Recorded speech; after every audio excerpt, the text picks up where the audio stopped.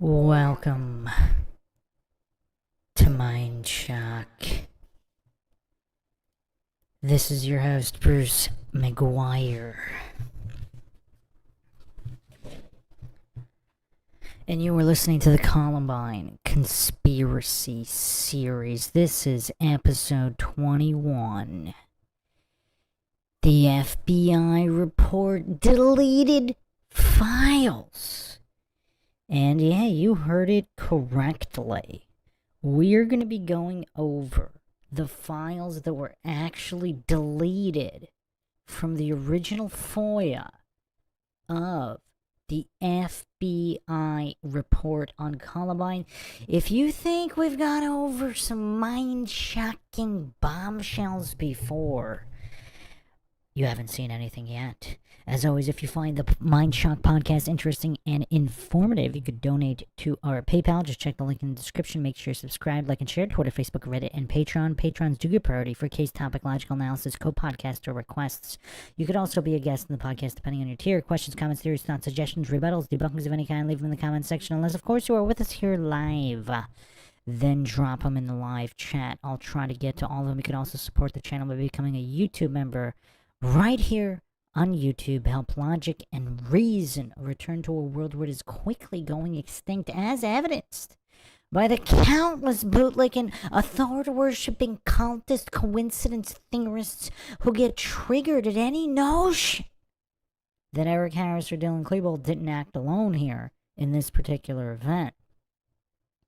If you're not getting updates on YouTube, there's even a free Patreon tier, and you can get all the updates through there. Yeah, audio issue has been supposedly fixed since the beginning. Okay, so welcome everyone here. Hopefully everybody has listened to the first 20 episodes of mind-shocking content, because we are going to be bringing receipts the like of which have never been brought in this case thus far. I mean, this is complete, irrefutable, empirically verifiable evidence of a mass cover-up conspiracy clearly demonstrating the official narrative is bunk. I mean, perhaps if you're still in single-digit IQ, maybe you find the official narrative convincing. But yeah, this is there's quite a lot here, and we're just getting started. We're just getting started. I mean, it's kind of hard to really wrap your mind around the scope of Columbine. I mean, this really might be the conspiracy that can kind of unravel everything. The Johnny Gosh case as well. There's certain cases that just seem to be in the middle of a web where you start looking at it and you can see how it connects so many other pieces to so many other things. And Columbine supposedly does that as well. I mean, the MK Ultra connections are just absolutely incredible. As soon as we get through these FBI files, and this episode might take more than one episode, but the next one I'll be going over the most damning evidence of an MK Ultra conspiracy. A lot of goofs get triggered by that one. Alright, so if anybody has any questions, I'll go over those first, and then we'll get right into the deleted FBI files. Actually, you know what? Let's do a little bit of a warm-up here. Let's do a warm-up with this post.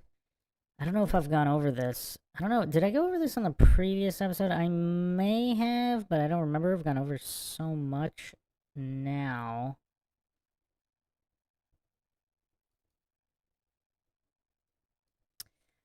Let's, okay, let's look at this here. Okay, so there was, I don't know if I went over this, but Okay, so let me go over this Reddit post, make of it what you will. This is obviously not something that can be corroborated, but just food for thought here in the conspiracy with so many coincidences. I mean, you just don't know where to turn. Everything is a coincidence or anomaly, according to the coincidence theorists anyway.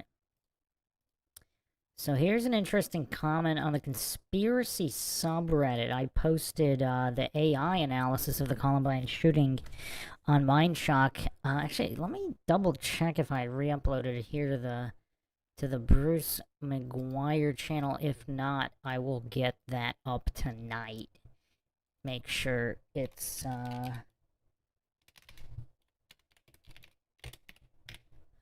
okay, actually, it looks like it is not on. Okay, that'll be up later tonight. But this is what it's referencing. So I fed all the known info into AI for an objective verdict on the likelihood of a cover-up.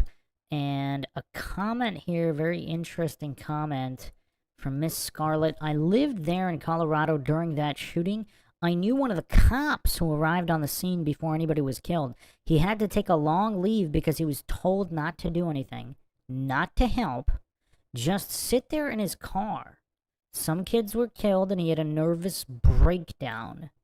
Klebold's family were high-level military and he was on special meds off and on for years, like many military kids, MKUltra programming. I don't know if this individual means Harris, because Harris's father was Air Force. It was a planned event using mind-controlled military shooters. Media lied and swept all the facts under the rug, just like with JonBenet Ramsey. And that's another Colorado case that seems to connect to many other cases involving a cabal.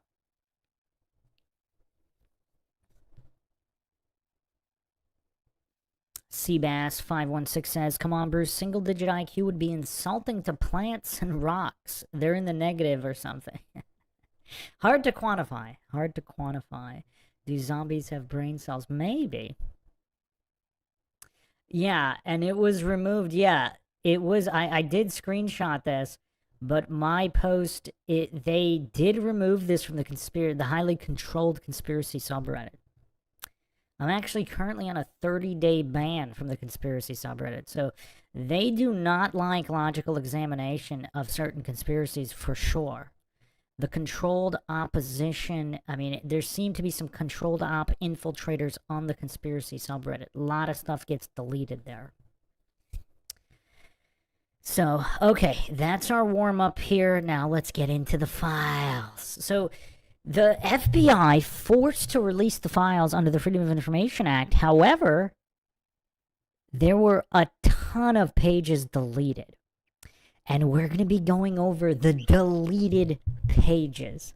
Now, what's crazy is even the deleted pages are redacted. So something was redacted right at the beginning of documents they never even planned to release. That's kind of curious, isn't it? So for the devout coincidence theorists and authority-worshipping cultists, seemingly the people at the top, whoever the string pullers are, they don't even want any of the agencies investigating this case to know any of this stuff. Because these documents were deleted from, I mean, and they were redacted before they were even deleted. I mean, that's kind of curious. That's really curious.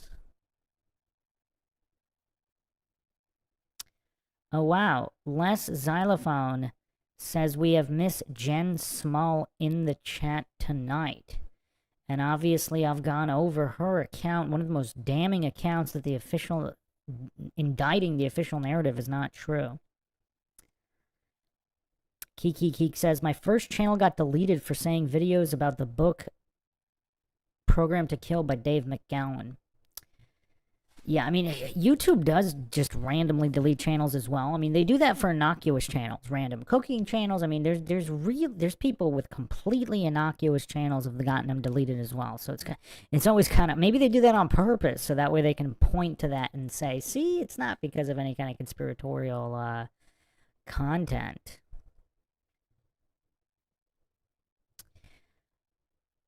So yeah, obviously Jen Small can chime in at any point with anything on any thoughts, and we can go back and forth with that, but in the meantime, I will be going over all of the documentation here in the deleted FBI files. Actually, one more thing, because this kind of gets forgotten about while we're on the subject of crazy conspiracies. Now, this obviously CNN removed this from their site, but this was posted December 6, 2001. Still on Wayback Machine. One of the two teenage gunmen who killed 12 other students and a teacher before killing themselves in '99 attack on Columbine High School described their plan in detail in his journals and said if they could not get out of the country after the attack, they would hijack a plane and crash it into New York City. Eric Harris, 18, outlined his plans a year before he and 17-year-old Klebold carried out the April '99 attack. The entries quoted are here verbatim, including numerous misspellings, although obscenities have been edited. If by some weird as expletive luck my and V survive and escape, we will move to some island somewhere, or maybe Mexico, New Zealand, or some exotic, these are high school students, supposedly pretty intelligent, or some exotic place where Americans can't get us. If there isn't such a place, then we will hijack a hell of a lot of bombs and crash a plane into New York City with us inside, ironing away as we go down, Harris wrote. So, quite curious. Quite curious. Hijack and crash a plane into New York City, writing about this 98, 99. Interesting, to say the least. Now, for those that believe there is some kind of MK Ultra component, does part of the MK Ultra programming expose the victims to other plans going on? Like some kind of meta cross static interference?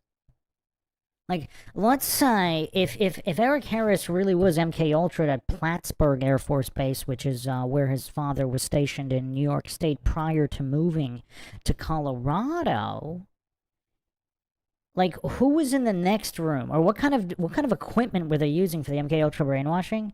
Are there other MK Ultra programs involving 9/11 as well, and he picked something up and that got into his subconscious? Jennifer Thompson in the chat says, I just want people to know my last name has changed. Jen Small is now Jennifer Thompson.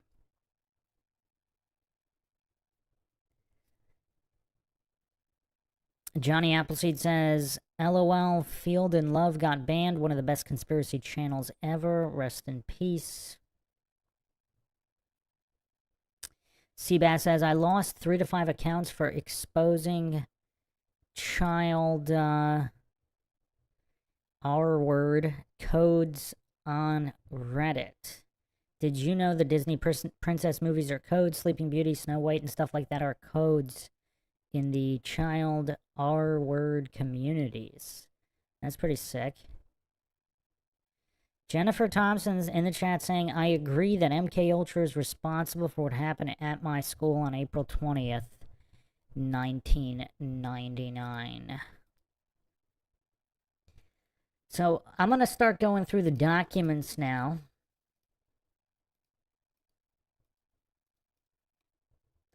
So let's go to Exhibit A here.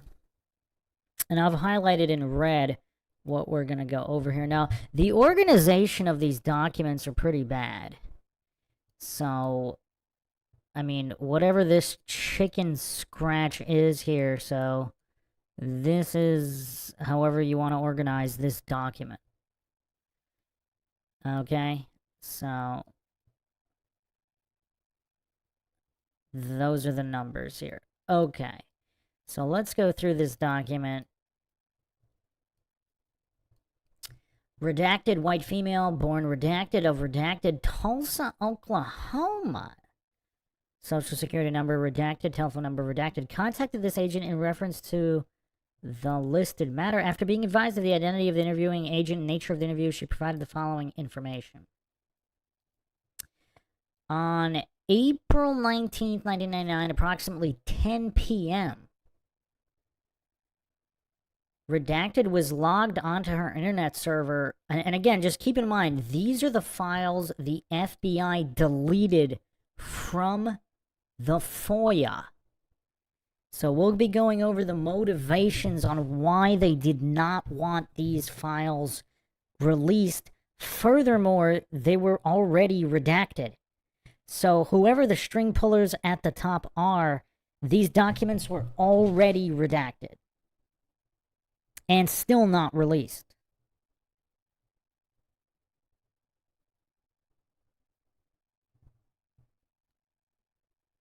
Les Xylophone says, I believe Dwayne Fusilier continued Eric's brainwashing.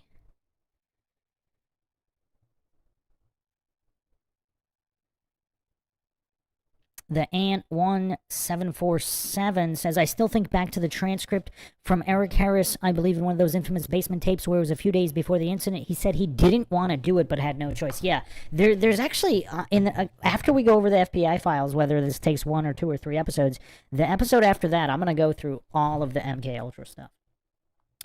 So, at 10 p.m., April 19th,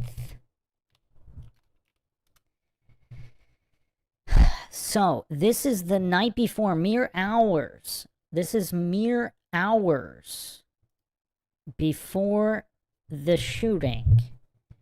So, Redacted is logged on America Online, believes that she logged in under the screen name Redacted.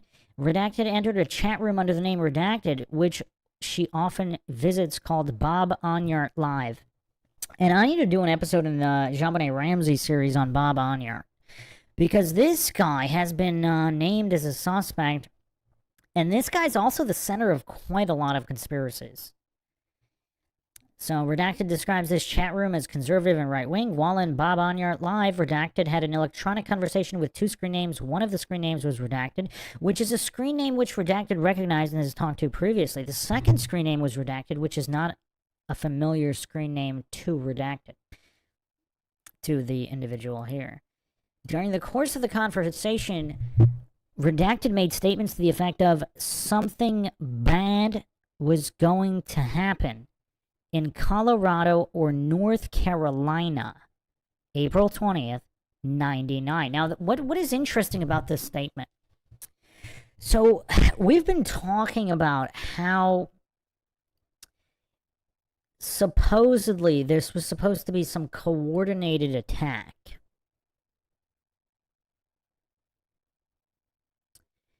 And all over the country. And I've gone over this in an entire episode where I went over all of the events that happened, all of the shootings before and after the 20th, and the early rumors that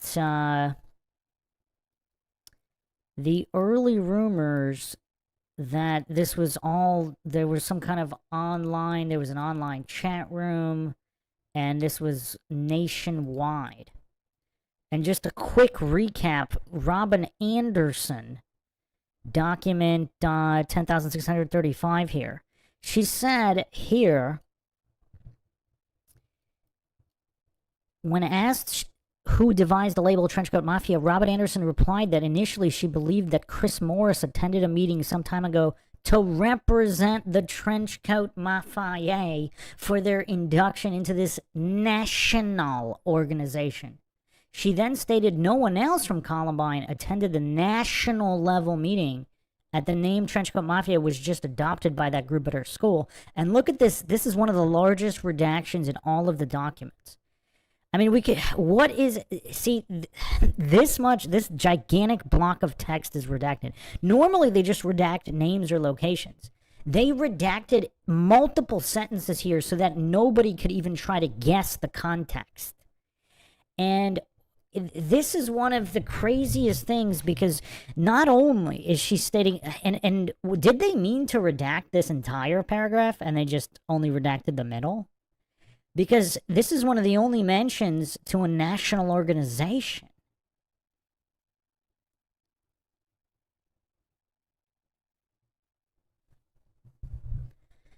So there's a lot backing up this theory that this is some kind of a national organization. And again, if this is some kind of MK Ultra operation where they're psyoping individuals, students everywhere, and this was supposed to all be much worse.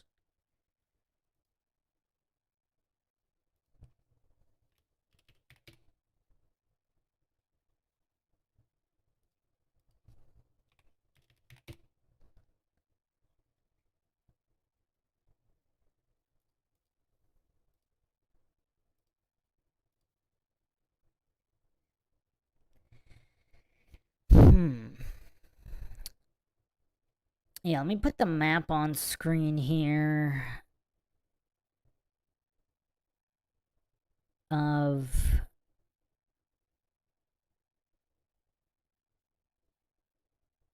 all of the... And of course, YouTube's getting a little glitchy. Doesn't like episodes like this. Hold on a second here. It's not letting me put up... Give me a second here.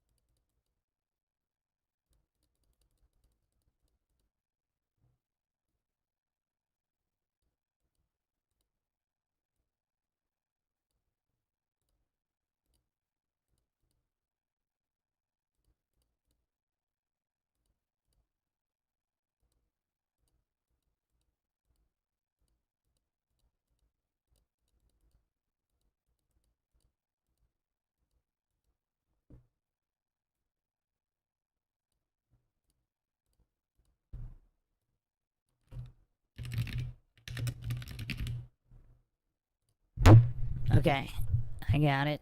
Alright, so here is the map of all of the incidents nationally at approximately the same time. Now, keep in mind here, look at Michigan. Look at Michigan here.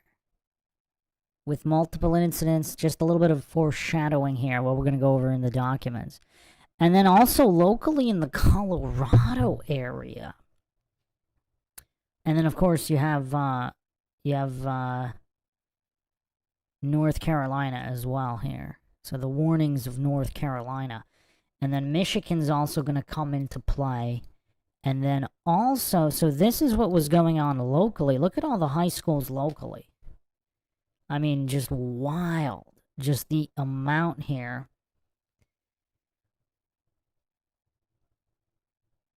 So document 18,154, Brianna Cass overheard conversation in class where Jordana Spavin was telling other students that she knows everyone involved at Columbine. And there is much more to come. This is definitely not over. Every 13 days there will be another school. Chatfield is next, then Dakota Ridge. And lo and behold, both Chatfield and Dakota Ridge had some kind of at least phone calls, bomb threats, warnings, and there's also the diversionary bombs. I mean, there's just so many questions here about all of these issues. And then again, nationally, look at this. I mean, this is just astounding. The amount of bomb threats, shootings, or thwarted shootings, or online activity involving all of these areas. We had Michigan, North Carolina, and Virginia had quite a few as well. Obviously, close to D.C. I'll let the viewers make their own conclusions on whether or not it's suspicious or not. All right, let's get back to this document here. So, something bad was going to happen, Colorado or North Carolina. So they were already discussing both Colorado and North Carolina the night before. Redacted further made references to the Holocaust, Adolf Hitler's birthday, and a fire. Toward the end of the conversation, Redacted stated to Redacted, keep your eyes open. April 20th, 99, approximately 10 p.m., Redacted logged into AOL, entered the chat room, Bob Onyart Live. Once again, Redacted was in the room and was referring to him or herself as the mole, and that he or she had to go back under.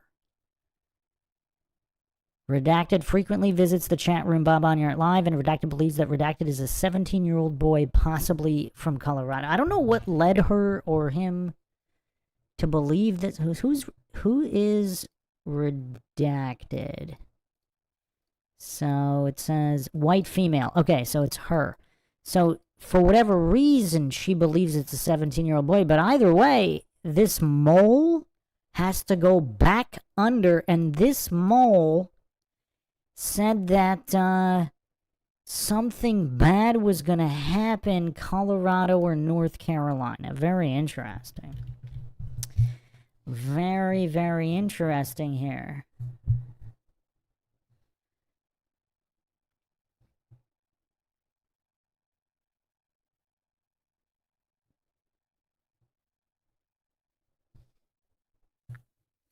Les Xylophone says they still live in Colorado as well, like they are kept here to keep it quiet.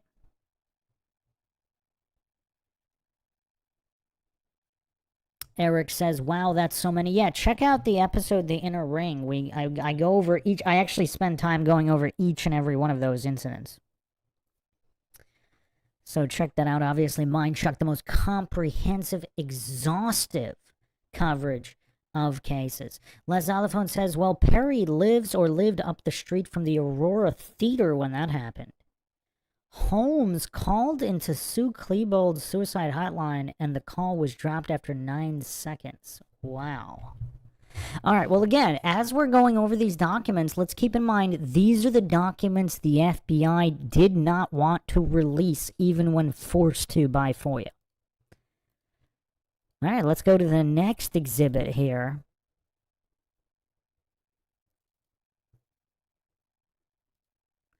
I mean, brace yourselves. Brace yourselves. I mean, this one is huge. So, however you want to identify this document here, all these scribbles, yeah, that's the receipt. Okay, so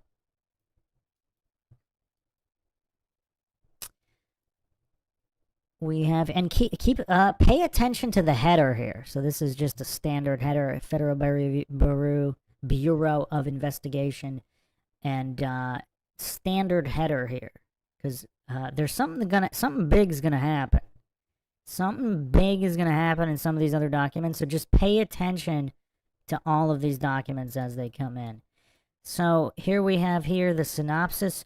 Information is provided regarding a website that is affiliated with subjects of high school shootings in Littleton, Colorado. 4/20/91, so I'm sure that's a typo.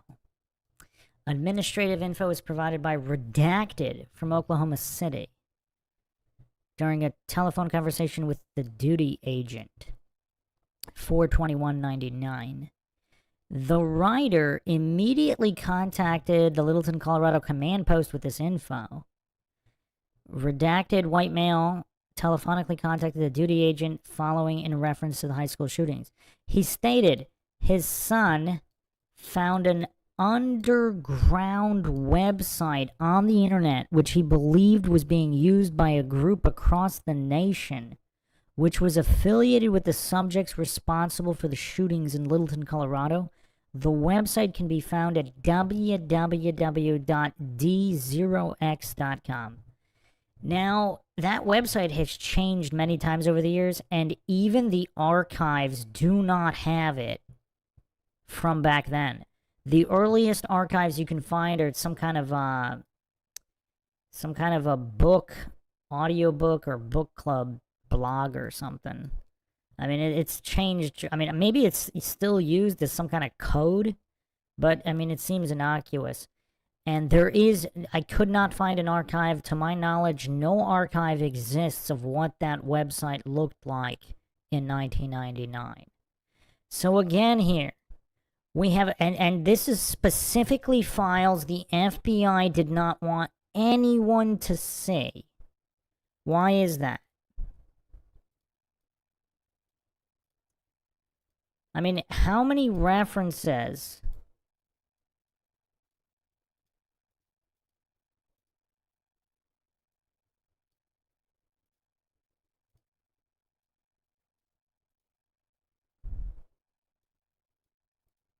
to a national organization do we have to go over? I mean, there's just so many. I mean, all the way up to Canada, actually. There were a few incidents in Toronto here. May 4th, 1999. I mean, all the way up in Canada. I mean, how, just the reach here. Kiki says, I think that one scribble says gag.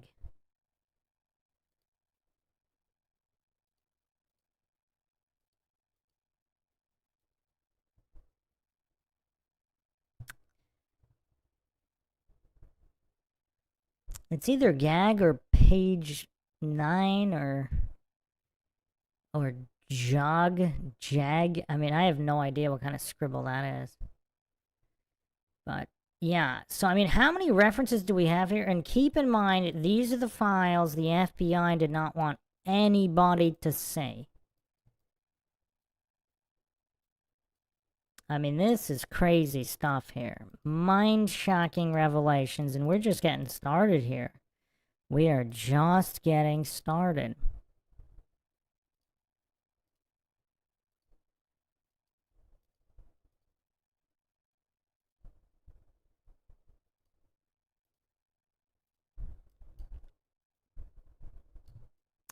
The domain name was registered through Internic to Redacted, his son indicated as a hacker name, and Redacted also a hacker. So there's two hackers in Fort Lauderdale, Florida?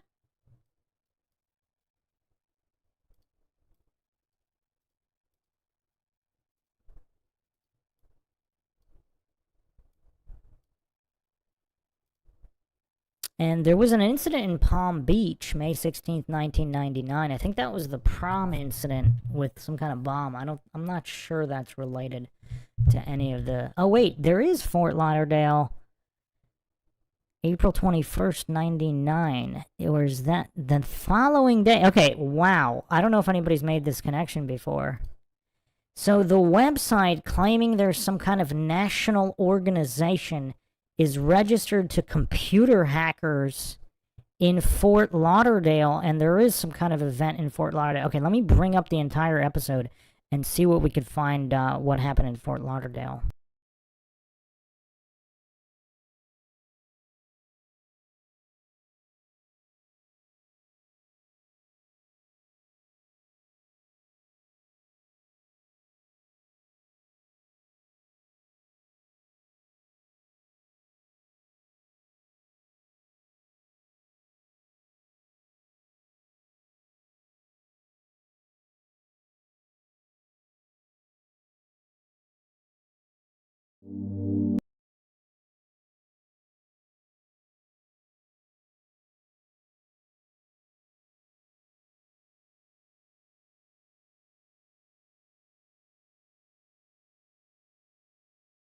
Reports like this. I mean, here's another one. May 16th, 1999. Quote, real nasty bomb was discovered Saturday at the entrance to a ballroom at the Sheraton Hotel in West Palm Beach, where hundreds of students were arriving for their high school prom.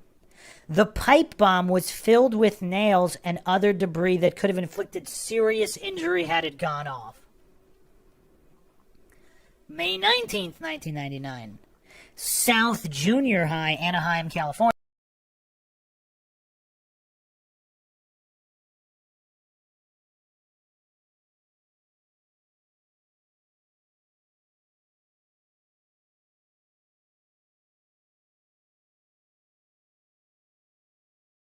Action to Columbine. I am not claiming there is. This is, of course, Mindshock. I do not claim anything is true or untrue. The motto here is, of course, the only thing we know for sure is that we don't know anything for sure. But is it a curiosity that out of all the days in the year, April 20th just happens to be the day that Bluebird was launched? What are the chances that these dozen or more serious attacks with plans, master keys, bomb making around Columbine, it's all coincidental? What is this? What is this? April 21st, 1999. Daryl Wayne Harris stabbed Robert Menendez during a satanic ritual, part of a group of 30 to 40 Satanists in Fort Lauderdale, Florida. The ritualism provided the context under which the borderline was approached and then crossed into frank criminality. It is inevitable that the conclusion be reached that were it not for the ambiance with its implicit endorsement of deviance and its appeal to the blood senses, there would have been no criminal assault. If these two unstable young people were not indulging in blood rituals, it is more likely they could have continued to socialize without one going into a spasm of violence and trying to cut the other to pieces. The victim thought he was involved in one level activity and became an unwilling participant in another. Broward County Assistant State Attorney Alex Aurelia told ABCNews.com. It's an interesting name. Daryl Wayne Harris, April 21st, 1999, satanic ritual in Florida. There's Star Diego also put up this other incident, April 15th, 99, seemingly unrelated. LDS Church Family History Library, Salt Lake City, frank criminality.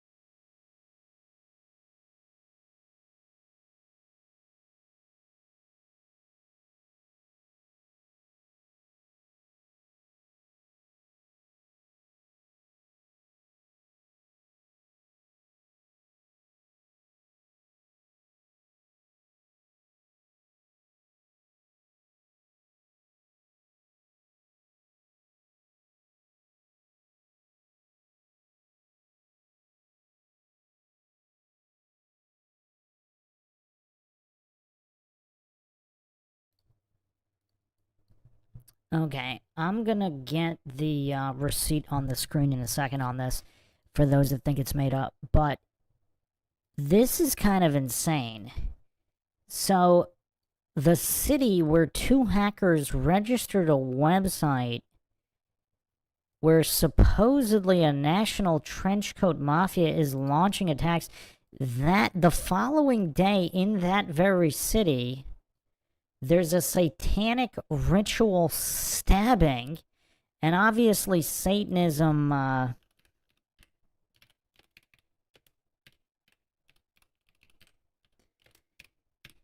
connected quite heavily to Columbine. I did a whole episode on that as well, if you guys haven't checked that out. But look at here's the receipt here for the coincidence theorists. So this is,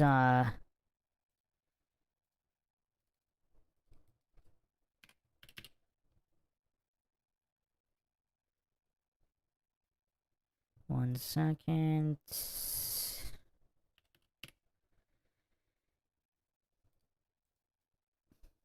YouTube always gets wonky on these types of episodes. I mean, random episodes where we're talking about other stuff, not so much. But on these, everything always takes 10 times longer. But, okay. Here we go. Okay. Finally. Okay. So this is South Florida Sun Sentinel here. Look at this receipt here.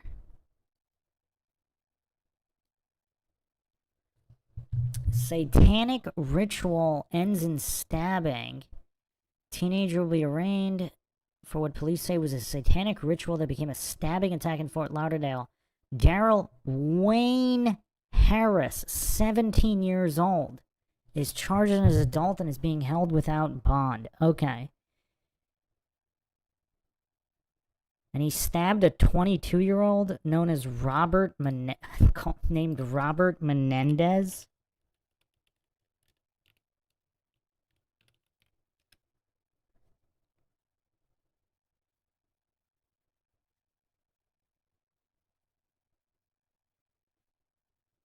Okay. So this archive is from May 28th, 99, but the stabbing occurred. Let me get a verification on the date.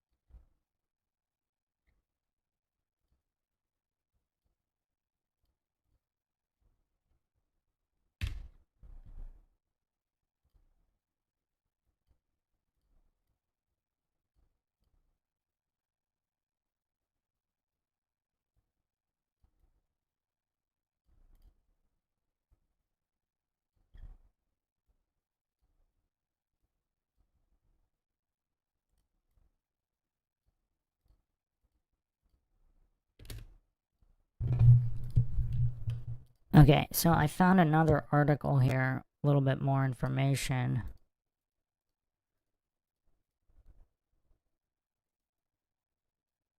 So this is Tampa Bay Times. Police charge teen as an adult in ritual stabbing. And of course, all the goofs pretend satanic ritual abuse doesn't even exist. But I mean, okay, so published May 29th, 99. 17-year-old has been charged as an adult with attempted first-degree murder and a stabbing attack that stemmed from a satanic ritual, police said. Police said Daryl Wayne Harris stabbed Robert Menendez 4 to 6 times in the throat with a carving knife after a ritual in which they cut their hands to let their blood mingle and chanted lines from a satanic book together. As they were chanting on April 21st, Menendez says they drew a pentagram in the dirt. Harris told Menendez to look at the symbol. As Menendez looked down, Harris attacked him with a knife. Harris's girlfriend and an unidentified male witnessed the attack. Left for dead, Menendez, 22, crawled. Man, this guy got stabbed in the throat 4 to 6 times and crawled to a nearby area to get help, was hospitalized Browner General Medical Center for several days. Did he survive or not? Harris and Menendez were part of a network of 30 to 40 local young people who were involved in satanic activities, police said. So all the clueless goofs, all the goof coincidence theorists hallucinating that there's no such thing as satanic ritual abuse or any of this stuff. I mean, the receipts are endless. I mean, I did a whole, 9-hour podcast on documented, prosecuted satanic ritual abuse cases, many of which there's actual video evidence. But anyway, so this is happening. This is all happening hours after Columbine.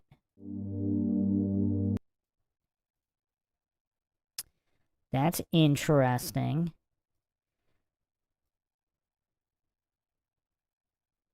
This is kind of weird.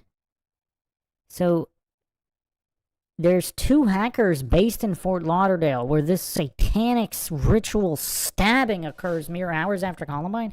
Coincidentally, the domain name is registered in Fort Lauderdale.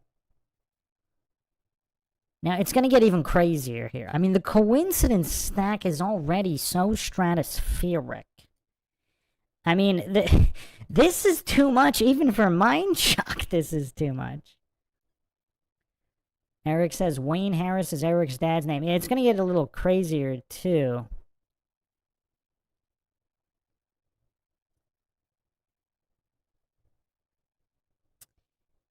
So, okay. Redacted stated his son observed numerous gruesome images on the website, including a photo of a dead body with a weapon beside it. He also found a Word version 8 document, which he could only read portions of the document due to the fact that it was either encrypted or was not compatible with his version of software. He believed this document may have useful information on it, saved a copy of the writer's request in the event it is taken off the website. Portions of the readable text from the document provide what appeared to be bomb-making instructions, which he believed were excerpts from the Anarchist cookbook published on the internet. Also legible in the document was the statement, quote, "I did not try this on the Delta batch, am sure they won't be used until NBK." Now, NBK is, that kind of references the movie Natural Born Killers, which Klebold and Harris liked, but they also gave the event of the shooting the name NBK. So on this document, on a website, domain registered Fort Lauderdale, which mere hours later there's some kind of satanic ritual stabbing. They're saying Delta batch. I mean, Delta batch, that sounds like MK Ultra nomenclature. But if they're discussing bomb making, perhaps Harris named the bombs the Delta batch. Redacted believed this was possibly another event yet to take place by the group. His son suspected the initials NBK may have been an acronym for some German holiday, although he stated that was pure speculation. He had heard on the internet that the date of the shooting was Hitler's birthday and focused on special dates in German history. Okay, boom. Look at this. They also found a name on the website which they reasoned based on name recognition only that could be a relative or alias of one of the subjects in the shooting. The name with an associated address was Wayne N. Harris, Littleton, Colorado.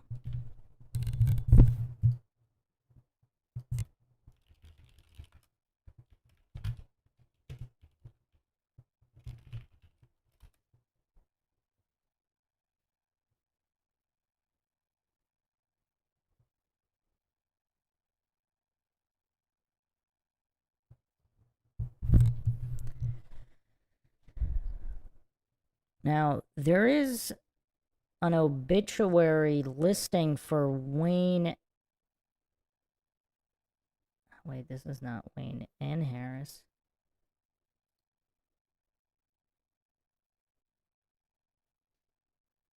There's actually a number of Wayne N. Harrises.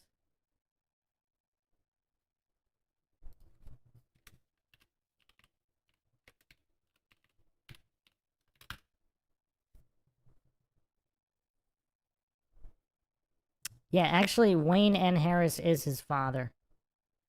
There's a few different, there's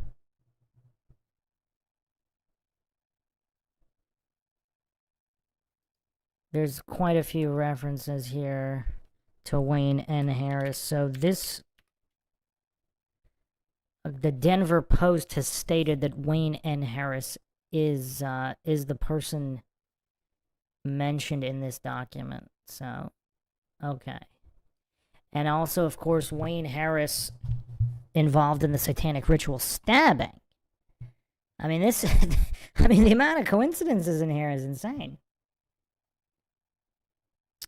Redacted stated someone involved in maintaining the website was updating it hourly. He observed a message on the site prior to noticing the changes every hour. Bring your guns to school today, 4/21/99. He also observed photographs of the two subjects from the shooting in Littleton, which had the captions above them, "These are our comrades." Yeah, I mean, there's a lot of documents here the FBI did not want anybody to see for whatever reason.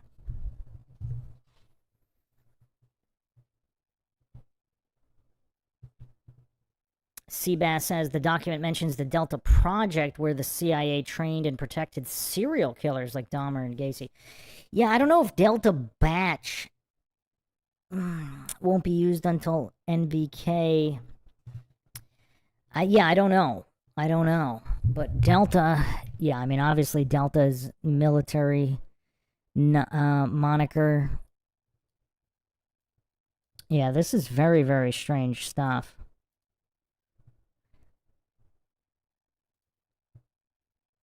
Is Jen still here? Because there's something coming up here specific to her sighting as well, of the blonde-haired individual.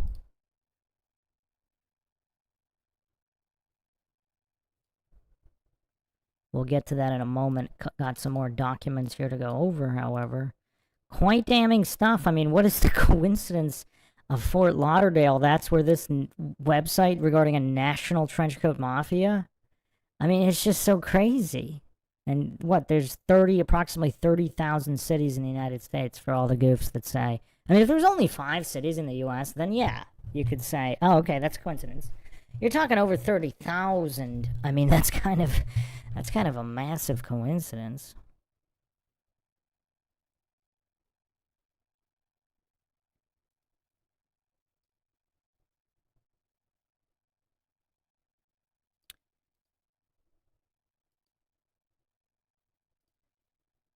Okay, so let's go to the next document here.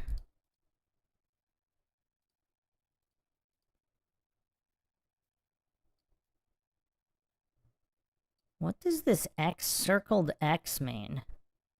And this gibberish underneath it, that's interesting as well. This look kind of, I don't know if, is that gag or is that a page number? There's also this file number here.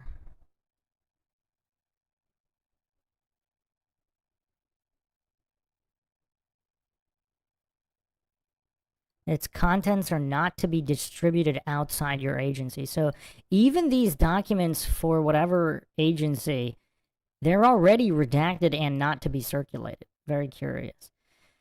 So let's look at this.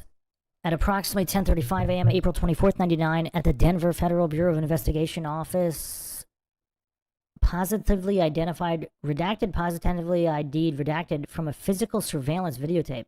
This physical surveillance was conducted at redacted April 23rd, 99. So how many people did they have under surveillance? So did they know that there were multiple shooters? Redacted was unable to identify a white male and a white female observed with redacted on the videotape. Redacted attorney redacted was present when redacted identified redacted from the videotape. The original physical surveillance of redacted is attached. Okay. So what can we deduce from this? They really didn't want this document out there. So they're surveying people, and there's a white male and a white female with redacted, whoever they're surveying, and they're unidentified. Who are these people, and what is this relation? What is this relation to? Seabass says, I think it's gag, like a note to put a gag order on it. Yeah, maybe. I wonder what the circled X means, because we're going to get to another document, which is really weird in a moment.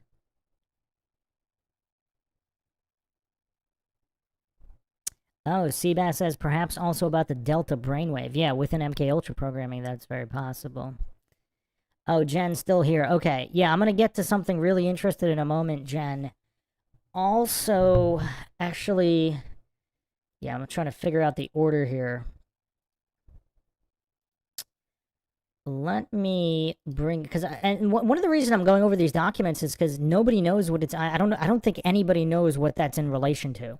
All we know is that the FBI didn't want it out there, so they're surveying multiple people after Columbine. Why? How many people do they have under surveillance, and why? Okay, yeah, we're gonna get to. Okay, we're almost there. I got 3 more documents, and then I'm gonna briefly go over Jen's account, and then she can chime in on the accuracy of it, and then we're going to go over a deleted file that has a possible connection to it, which is pretty wild. This one's also Mindshock. I hope everybody's sitting down for this one. All right, it says it says total page 2. Okay, I guess that's the page just of this report, not the... So the document we have here, we have no document number unless that's a scribble there. So this is simply a deleted page. Okay. Hope everybody's sitting down for this one. So check this out here. So we have here redacted, advised, home address redacted. Okay. Redacted operates a barber shop at Redacted, New York. Redacted advised that on this past St. Patrick's Day, he cut the hair of 2 individuals that fit the description of the captioned individuals. One individual identified himself as Eric, the other as Dylan. During conversation, the individual identified as Eric stated that they were from the Denver area. A third individual, approximately 13 years old, was with the individuals known as Eric and Dylan. All 3 were wearing black baggy jeans and chains hanging from their front pocket. Redacted reported this incident after seeing the photographs of Eric Harris and Dylan Klebold in the newspaper. So you have a barber who said that Eric and Dylan Harris came in on St. Patrick's Day. They said they're from Denver. Oh, wow. Jen in the chat says, I was definitely watched. My mom and I are sure our phone was tapped for years afterwards. Wow, that's really creepy.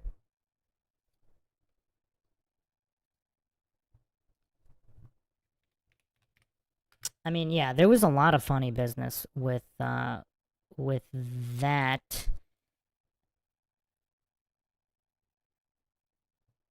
Give me a second here. Let me double check something else. Here.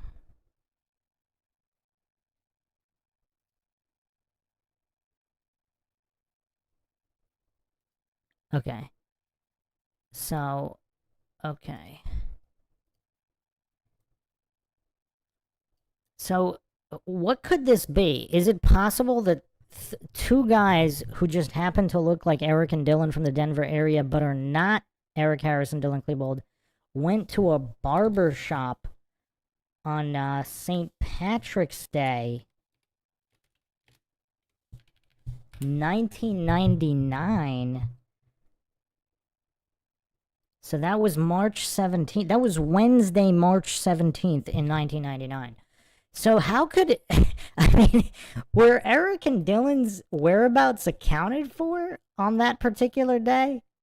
Because you do have Robin Anderson traveling, supposedly Chris Morris traveling all over across the country. I mean, that's kind of weird. And okay, so it might not be a 13-year-old with them. He said it was someone who looked 13.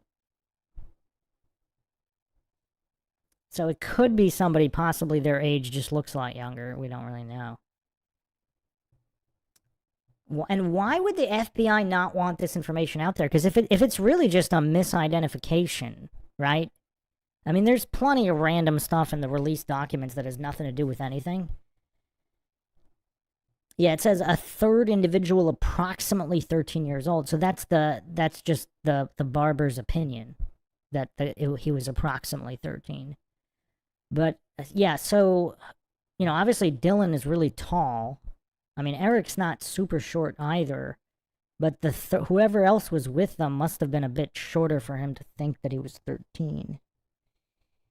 But yeah, so not only do we have to think about what is this, but why did the FBI not release this? So if this is true, and they had some kind of MK Ultra brainwashing trip to New York in the middle of a school week, unless that was their spring break, Jen, you probably really hard to remember. The Columbine spring break in 1999 didn't happen to be the week of St. Patrick's Day, was it? I don't think it is. Aren't they usually in April, somewhere around there, or end of March?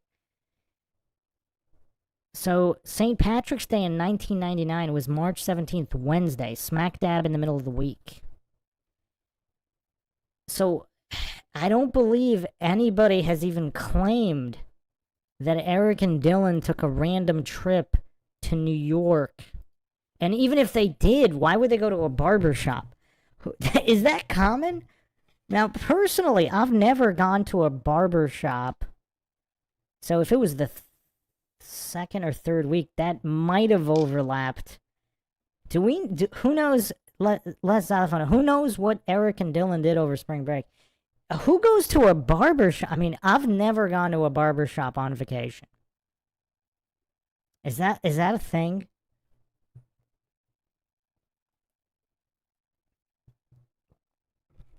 I don't believe anybody is claiming that Eric and Dylan went to New York on spring break. Let me try to find out. Let's see what I can find.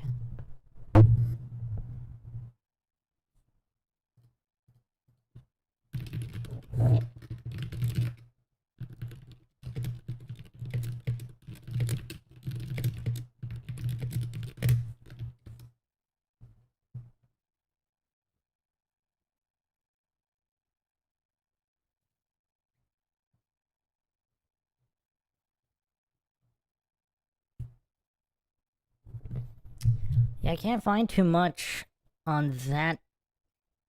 Yeah, I can't find too much on that.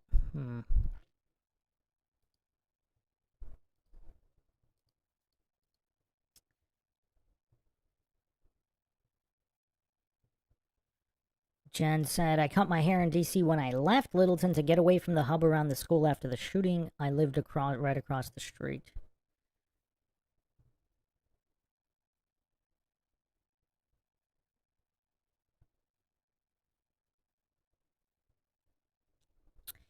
Yeah, so I mean this is an interesting point, because not only is this just super random, but why did the FBI not want to release this? Because if they really did take a trip for some MK Ultra brainwashing, then it would make sense that they wouldn't want this document released, because this document shows that they were in New York. Unless the barber mis-ID'd them, in which case, what would be the problem with releasing that? Why would they hold that document back if it was just a misidentification? Alright, let's get even crazier here.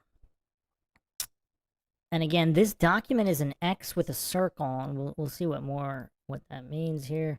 Is this also whatever document ID this is? I don't know what this means, but okay. So here we have this document. Dear FBI. It was like a personal letter. We are all shocked and saddened by the recent events, which might be referred to by some as the Denver Massacre.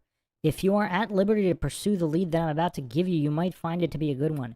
It was said on one of the TV networks that there were individuals at the crime scene without masks and trench coats that were instead dressed in camo military garb. According to the story, they were handcuffed and detained but not arrested. My impressions here is that they were not students. I'm assuming he's referring to the splatterpunks, unless he's not. They were not students, were related to the students in the trenchcoat clique, were orchestrating the massacre, and might have falsely claimed that they were law enforcement personnel in order to be released. See, this might be a different group. Now, this is curious, because if there was another group of individuals who were in camo, possibly doing some kind of psychological, not just psychological operation, but some kind of covert op involved in the shooting. Now, this is a theory, a hunch, if you will. If these individuals could be interviewed again and gently persuaded to disclose whatever knowledge they possess of this terrible tragedy, my theory could be verified or falsified, and you would be a step further in your attempt to solve the case with a sincere desire to assist you in making this country a safer place to live. I now close. Yours sincerely, a concerned citizen. So this is also interesting. Why would the FBI hold this back if he was only referring to the splatterpunks?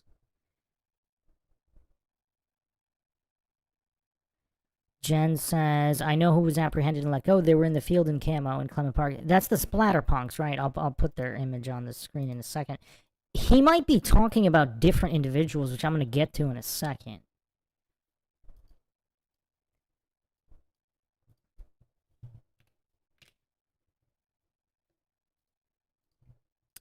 Are these the guys?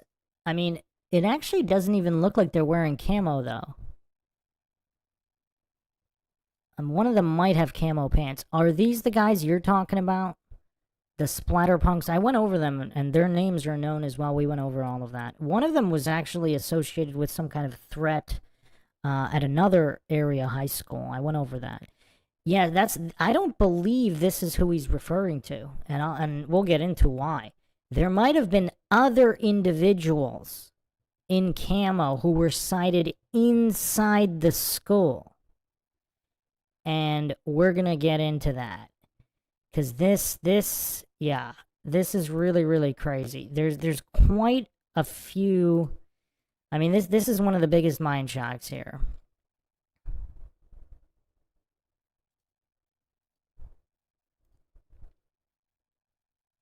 There's a lot here with these. So let's go... There's another... So the janitor's report was completely deleted as well. We're going to go over the whole thing now.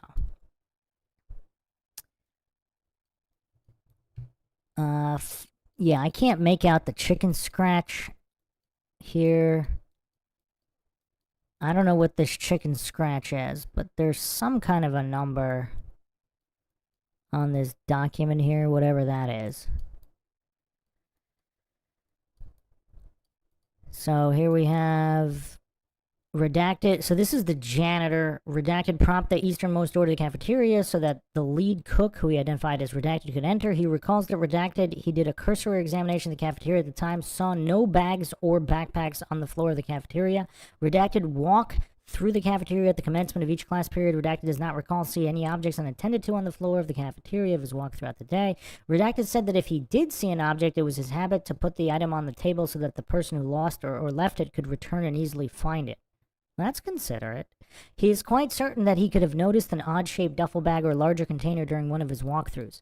Redacted did note, however, that on April 20th, a student who had been assigned community service was in the cafeteria helping to sweep the floor. I actually went over this account before as well. So approximately 10:30, he would go to the kitchen, get his lunch. April 20th, he said he was waiting at the northwest corner until approximately 10:50 when he went into the kitchen to prepare his lunch. Around 11:15 a.m., redacted, when a young girl came running into the cafeteria, said the words to the effect of, "Someone's been shot." Redacted looked out the window, saw a student laying in the parking lot close to the soccer field.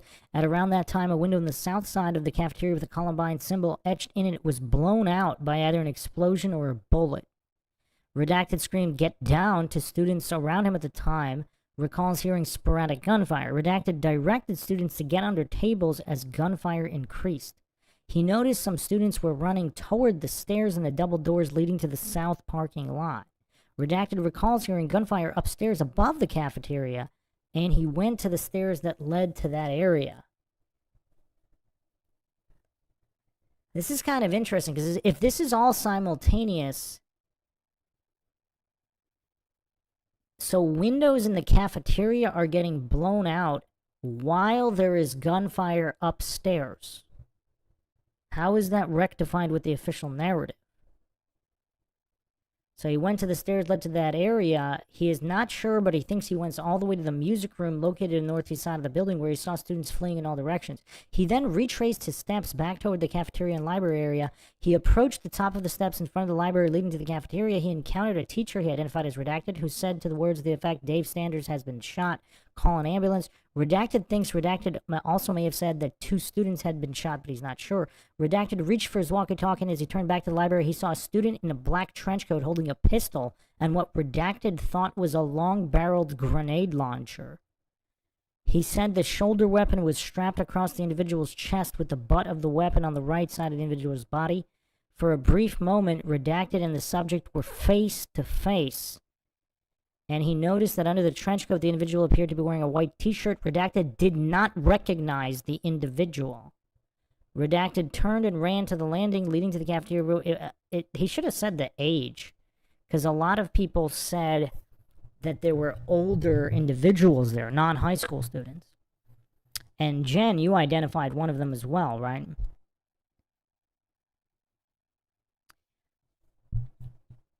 Jen said one of the splatter punks was wearing camo. Jen says, "I was the reason they got let go. I was still inside the science room when they were apprehended, and the girl on the phone with 911 said 911 wanted to know if they were who I saw outside our room." Jen said, "I saw Robert Perry bring in a very heavy duffel bag with a yellow reflective stripe on it by the handle, or strip. It made him hunch over, and is why I thought he was shorter than Dylan. Robert came in the main doors by the office and headed to the gym." And again, just a reminder for the coincidence theorists, the security cameras in the administrative office areas, that footage has never been released. There was also a camera in the library hallway. And Jen, also, I always ask everybody that was there, I've talked to a few survivors now, was there a camera in the library? And nobody that I have talked to said that they remembered one. So there's a camera in the library hallway and the admin area and the parking lot. None of the footage has ever been released from any of the cameras, other than the cafeteria, which was sent to Quantico first for whatever reason before being released. Yes, Jen says, yes, the guy I saw with Dylan was like 30 years old. He was holding the sawed-off shotgun. Yeah, it's a shame they didn't specifically ask what age this. He said he doesn't recognize the individual, the janitor, but he doesn't say what age he was. Jen said there were only cameras in the weight room, cafeteria, and parking lots. I actually have documented evidence of cameras in the administrative area and the library hallway. So there were school officials and students, a few students who have verified that, and that information was published. That there was a camera in the library hallway, and that there were at least one camera in the admin office area. I didn't even know about the one in the weight room. I didn't even see that one listed. So there's also another camera in the weight room.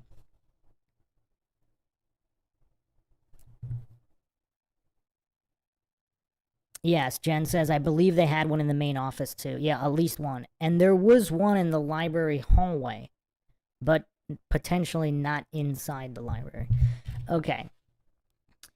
So, yeah, he doesn't say how old the individual that he saw here is. Redacted believes that around the time he saw Redacted, who he believes is a social studies teacher, he and Redacted were moving towards the kitchen when he heard a large explosion behind them. Redacted believes it was a pipe bomb and it blew Redacted to the ground. He and Redacted picked Redacted up and carried him into the kitchen, where they encountered a student whom he identified as Redacted plus 3 other unidentified students. Redacted warned them back, and the students went toward the storeroom area in the rear of the kitchen. Redacted huddled down behind the dishwasher table, and Redacted closed the door behind them. He is not sure why the gunman did not follow them into the kitchen. He does recall that several students insisted on leaving and left on their hands and knees out the western side of the kitchen, toward the door that led to the west parking lot.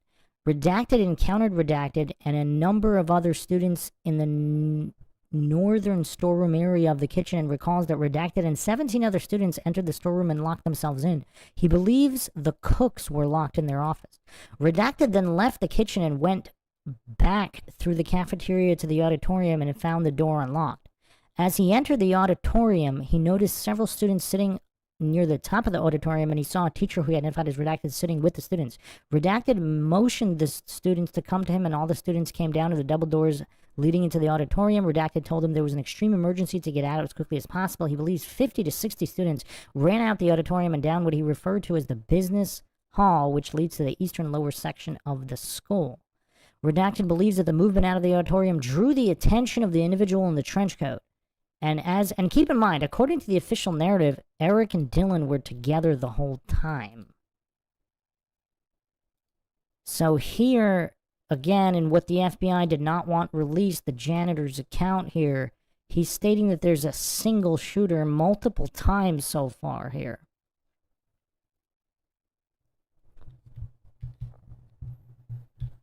Jen says in the chat, I took weights every semester and knew there was one in that classroom. Yeah, that's kind of interesting that there seem to be quite a few cameras. And why have they not released the footage from any of them? Because even those cameras, can you see part of the hallway or no? Because if you could see part of the hallway, especially the library hallway and the admin area, in all of the accounts where shooting was heard on both floors simultaneously, because supposedly Eric and Dylan were together the whole time.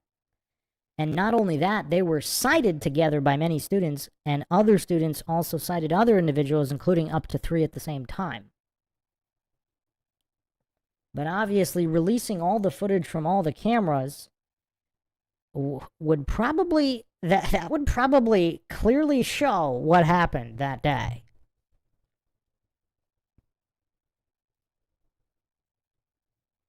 So back to the splatterpunks for a second, though, Jen. So they asked you if the splatterpunks were the people you saw. You said no, and they let them go. That's kind of weird, because even if they weren't who you saw, like, how would they know they weren't involved with other? I mean, that's just what a weird investigation. That's insane.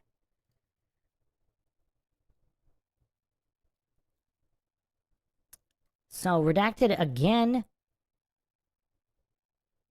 Okay, so. Okay.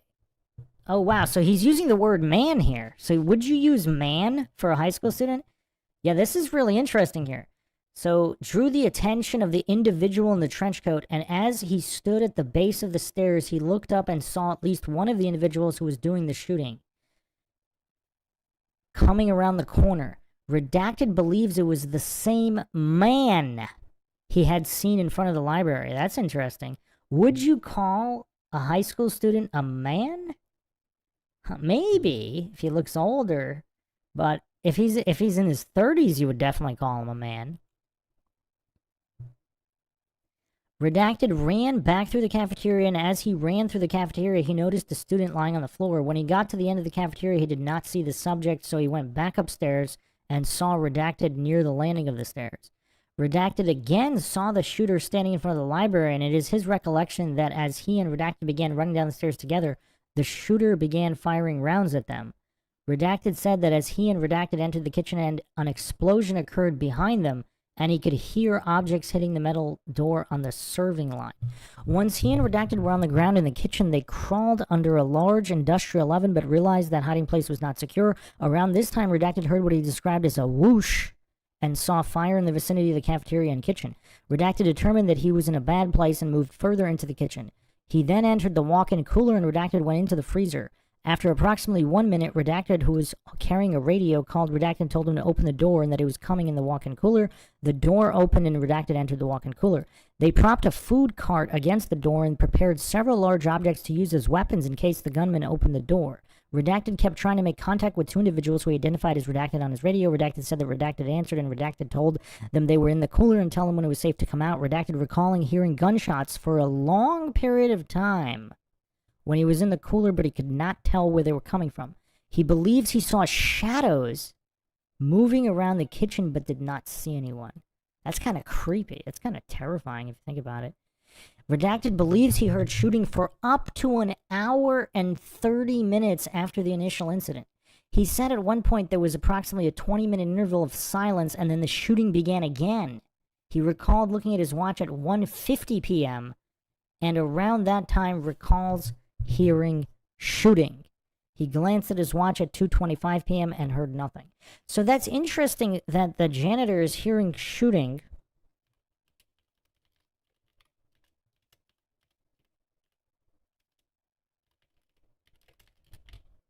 Because according to the official narrative,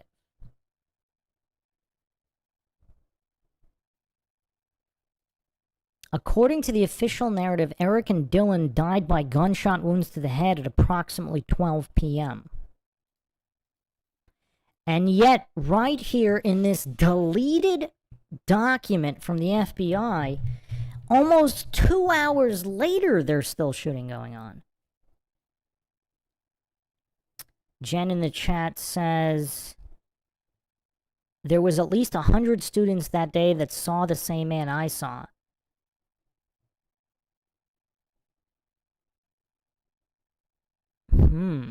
Very interesting. So, Jen named 2 other students here that saw him at the same time you did. Jen also heard shooting after 12 p.m. and got out at around 3:30. And thanks again, Jen, for providing all of this vital eyewitness testimony here, corroborating all the information. I mean, why did the FBI not want this document released of the janitor's account?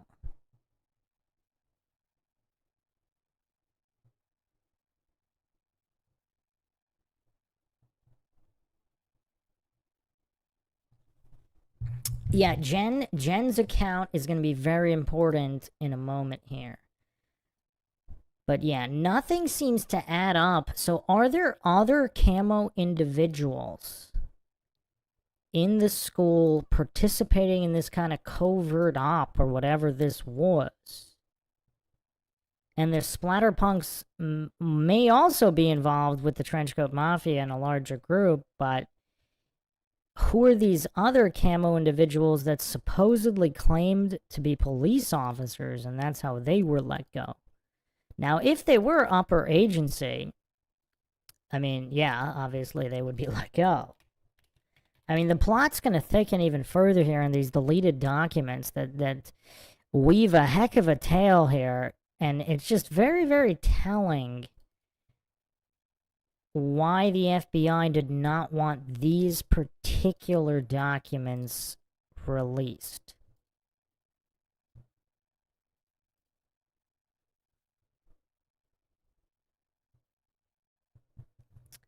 Give me 1 second here.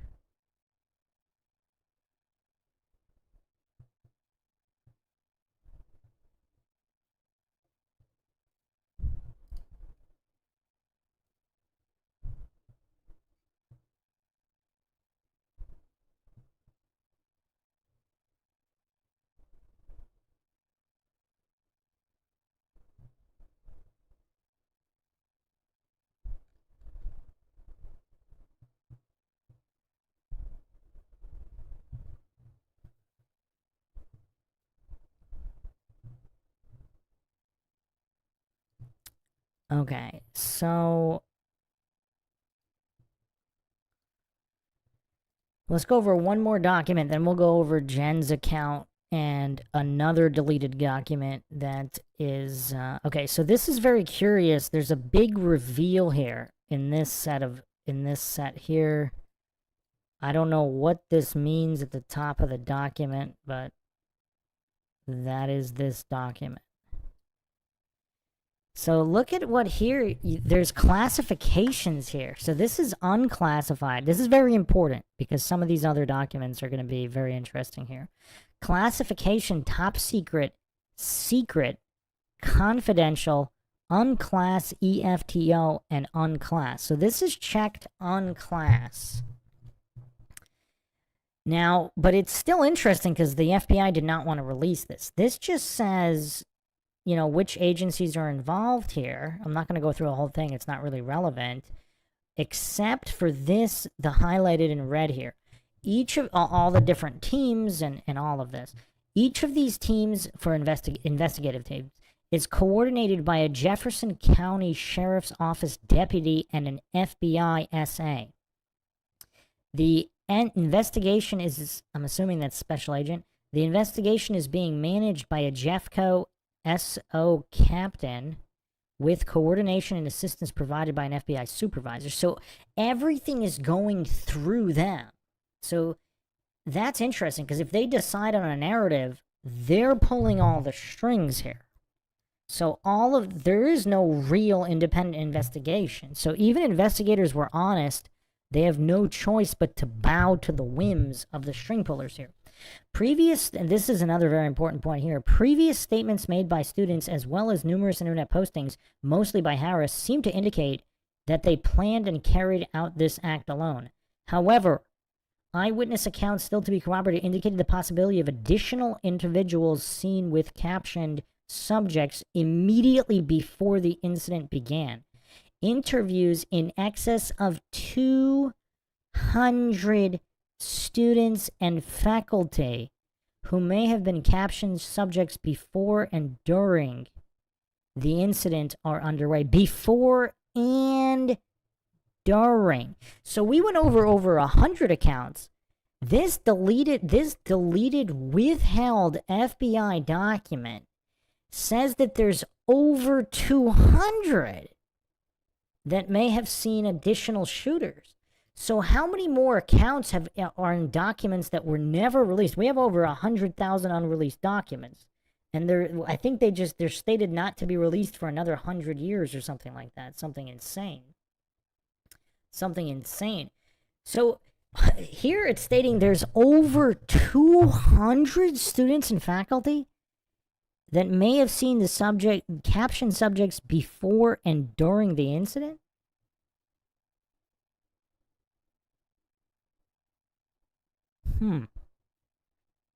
I don't know. That's kind of weird. How many unreleased documents are there? I mean, there's quite a few. In the previous episodes, I actually went over some noticeably missing eyewitness accounts. Okay, so here's where things are going to get crazy. So let me actually go over... Let me go over Jen Small's account.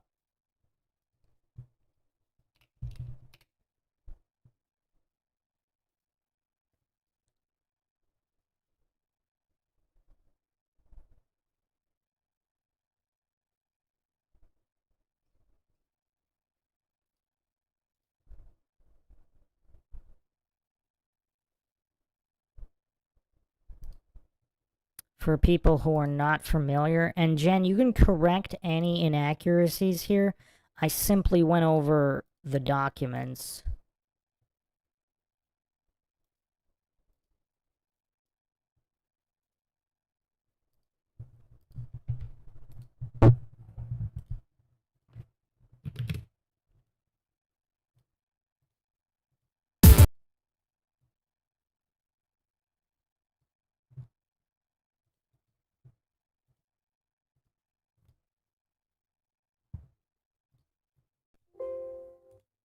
So let's go back to Jennifer Small, Jen Small, whose account we went over.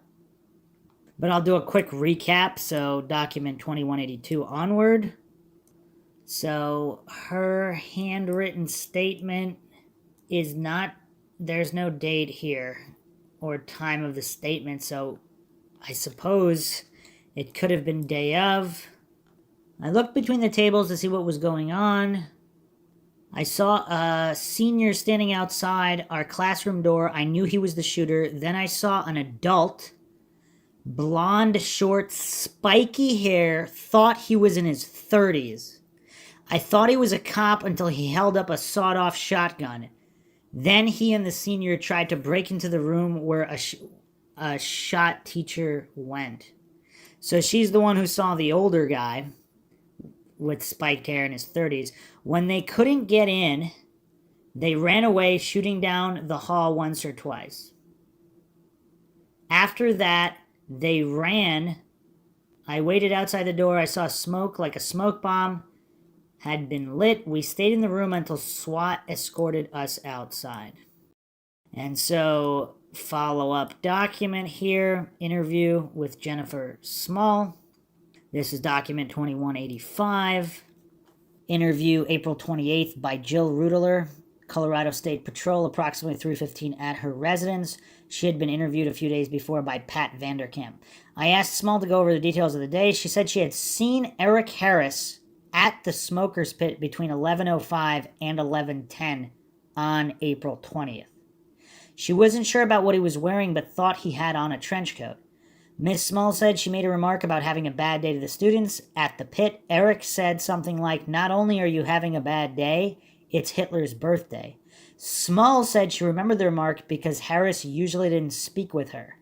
She said that she thought some of the other students at the smoker's pit might have been Taryn Fleming, Brooks Brown, and Rachel Scott. I mean, that's curiosity. That's a curiosity. April 20th. So all these individuals were at the smoker's pit just minutes before the shooting started? Let me read that again. Miss Small said that she had seen Eric Harris at the smoker's pit between 11:05 and 11:10 a.m. on April 20th. She wasn't sure about what he was wearing, but thought he had on a trench coat. Other students at the smoker's pit might have been Taryn Fleming, Brooks Brown, and Rachel Scott. Miss Small said that between 11:10 a.m. and 11:15 a.m. she saw a person who she thought was redacted, someone who hung out with Dylan, near the main doors, and it appeared that he had just come in. She later identified this person as redacted. She said he was wearing a black trench, black shirt, black and white camo pants. Black and white camo pants.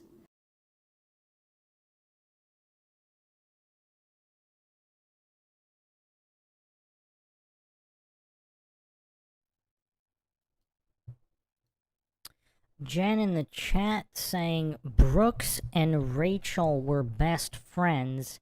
They smoked and Rachel wanted to quit. Redacted is Robert Perry. Yeah, okay. So, okay. I'm going to introduce a new theory a little later when we go over some of these more of these documents. Is it common knowledge that Brooks and Rachel were best friends? I have never heard this before in a decade of looking at this case. Jen, is that not common knowledge that they were best friends? I have not heard that before. The other thing that's kind of weird is Eric and Dylan were both sighted at so many different places that morning. I wonder how common it was for them to just be running around like this. Jen says it is common knowledge. I've never actually seen that discussed on any of the forums. I mean, I've gone over thousands and thousands of accounts and forum posts. I've never seen that before. Jen says they were together a lot for drama and debate. Wow, that actually adds quite the wrinkle here. I suppose this would be a good time to ask about Rachel's brother. There's a lot of weird stuff about him online. Jen says, Brooks introduced me to Rachel. Well, Jen, while you're here, if you don't mind answering questions about Brooks, is what has been said about him pretty accurate? That he just lies about everything all the time? I mean, his account seems to be demonstrably inaccurate regarding Eric, and he gave 2 or 3 different versions of it that morning.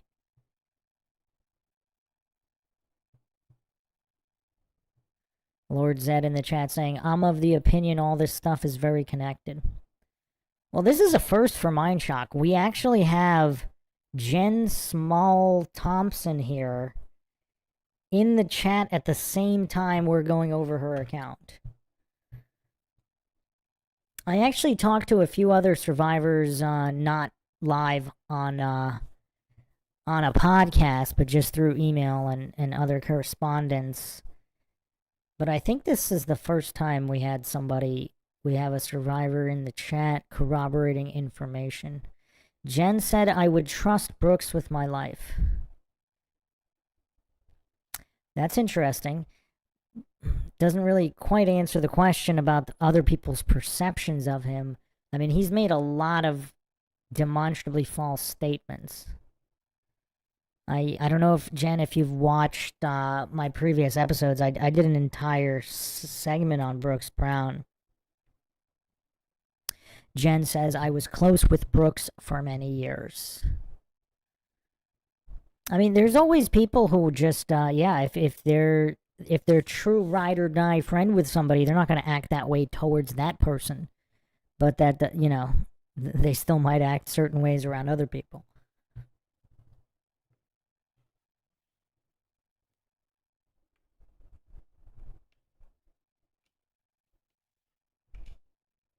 But Brooks Brown has made a bunch of inaccurate and conflicting statements.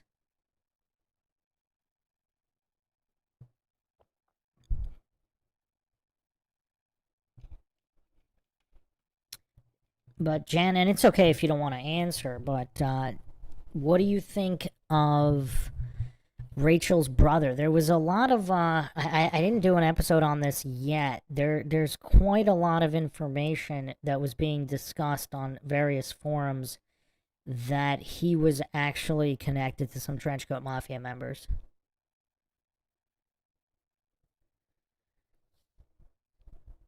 Jen says he found out a lot that day in the cover-up. He probably got too many threats to keep quiet. Yeah, that Craig Scott, there was discussion around Craig Scott that he may have been involved with certain trenchcoat mafia members. Jen says Craig is a friend to this day. Yeah, I was gonna go over that on a future episode, but some people uncovered just correspondence. Apparently, he could have been friendly with certain trenchcoat mafia members. Again, obviously, I don't know if any of this information is true or not, but yeah. Well, let's continue with the account here. And again, Jen, this is an account based on the documents. Feel free to correct anything if it is not accurate. So, redacted is Robert Perry, according to Jen.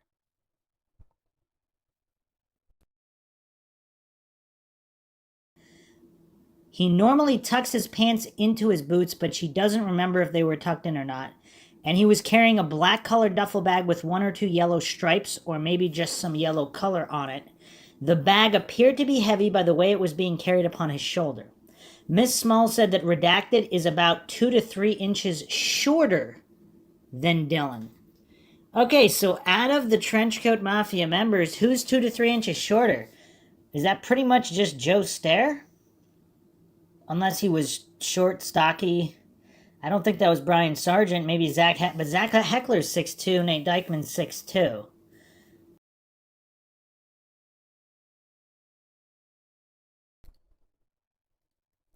And again, Jen actually clarified this earlier. She said in the chat that Robert Perry was carrying heavy bags, so he was hunched over to appear shorter than Dylan. So that was the height discrepancy. So it is Robert Perry that she has identified.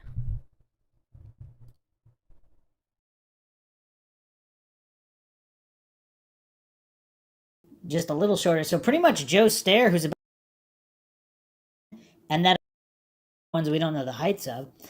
Miss Small said that she went to science class with Miss Peterson, and that at 11:25 she heard a loud boom, several shots, and then the fire alarm went off.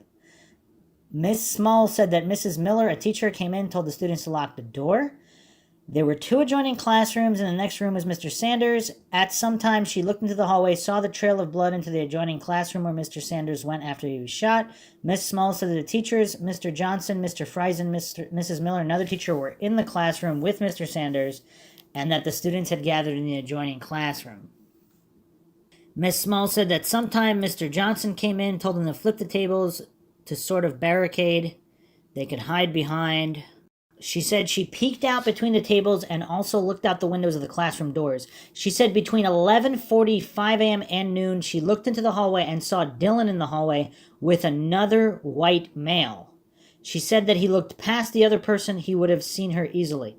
Miss Small was asked to describe Dylan, and she said he was wearing a black t-shirt with writing on it. She didn't know what it said. And a black hat on backwards with writing on it, and that he had long curly hair. She said that the person with Dylan appeared to be older, had short blonde hair like a buzz cut, and was wearing a white t-shirt, tight fit with no pocket, was carrying a tan-colored sawed-off shotgun. She said they tried to break down the door where Mr. Sanders was, and when they couldn't break down the door, they threw a bomb and ran down the hall. Around 2:55 to 3 p.m., SWAT guy came in to get them out. Okay. I read Miss Small the photo lineup, admonition, showed her photo array, asked if she recognized anyone.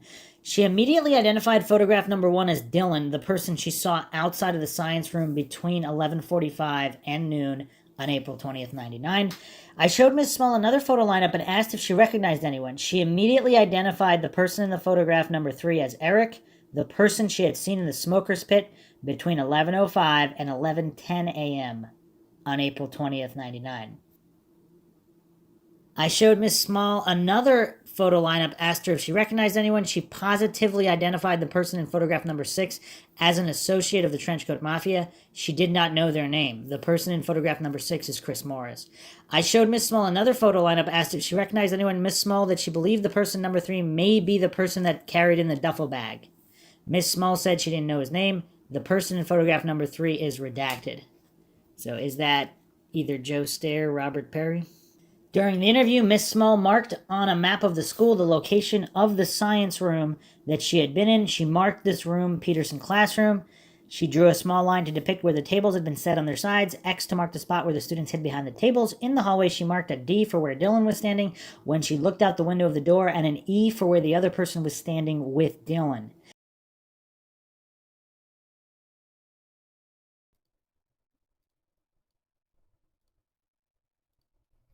Jen in the chat says, I went out into the hall. Miss Miller told us to get back in the room. Boys with guns were coming, and she would lock the doors to the room to protect us.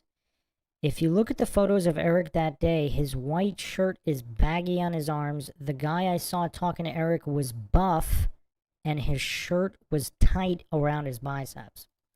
Yeah, so this is curious, because a lot of the coincidence theorists that hallucinate, they know better than the people who were there, who clearly knew the individuals involved and how they look different. They claim that all of these over 100 people made all of these misidentifications. So Jen is clearly stating here that, yeah, I see what you mean with the baggy shirt. Look here. Look how baggy Eric's shirt is here. Look at all that space between the arm and the shirt. I mean, this is a colorized photo of the cafeteria footage, but yeah, there's a lot of space there. Are the coincidence theorists going to get triggered because they're going to say this photo is manipulated? Alright, let's see what we could... So, in the regular photo here...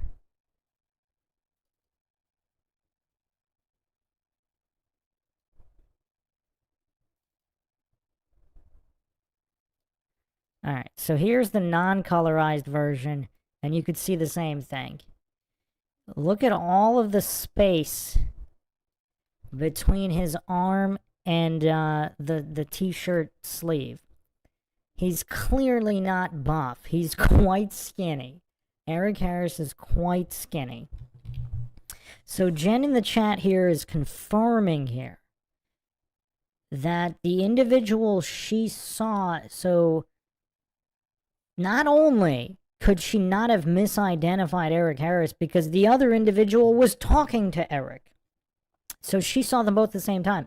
The guy I saw talking to Eric was buff, and his shirt was tight around his biceps. Or talking to Dylan, rather. Okay, so not Eric, Dylan. And he was in his 30s. Jen said, I saw Eric 30 minutes prior to Dylan outside my room talking to the blonde guy. So this is a blonde guy in his 30s who's buff, and the t-shirt is tight around the biceps, unlike Eric Harris, who clearly nobody can mistake his bicep being tight around the shirt.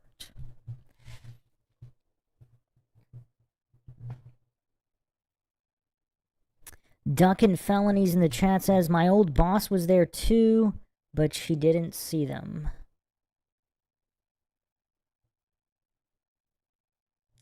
Jen says, it wasn't Eric talking to Dylan outside my classroom. So she saw all three individuals. Well, all four, right?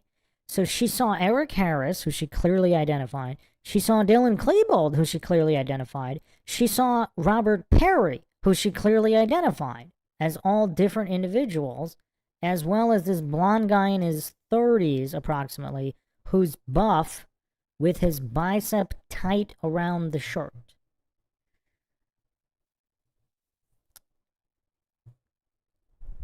Jen says, the cops got mad at me when I wouldn't change my statement to say it was Eric when it wasn't.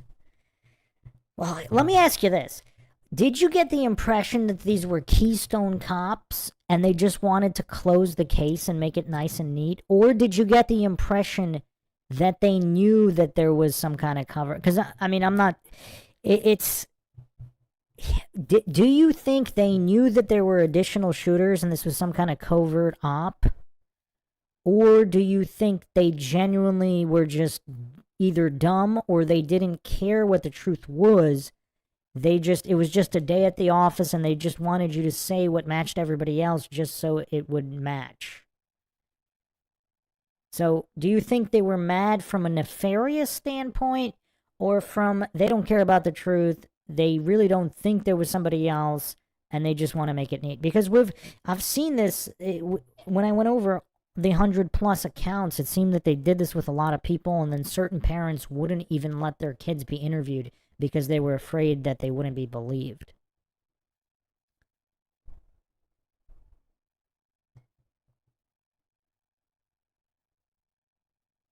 Duckin' Felonies asking, there were 4 with guns, question mark. So they were up to 8. So from what all the documents I've seen, now it's possible some of them were mistaken, but there were potentially up to 8. Jen says, in the report, one officer said, quote, at one point my mom and Jennifer seemed to question the credibility of the Jefferson County Sheriff's Department, end quote. Damn straight we questioned them. They wanted me to lie and got mad when I refused. And I know, obviously, you were so young at the time. You know, obviously, when you're a lot older, you could read people better. But did you have any vibe, or was there... I mean, obviously, they wouldn't be credible if they didn't care about the truth, but did you think, or what did your mom think? Did you think that they knew full well that this was some kind of covert op with multiple shooters? Or do you think they were just incompetent? And they thought there were only 2 because they were told there were 2, and they thought you were just being difficult? Like, was it coming, was it just in, so... Jen says, yes, it's a huge cover-up. So you got the vibe that it was nefarious.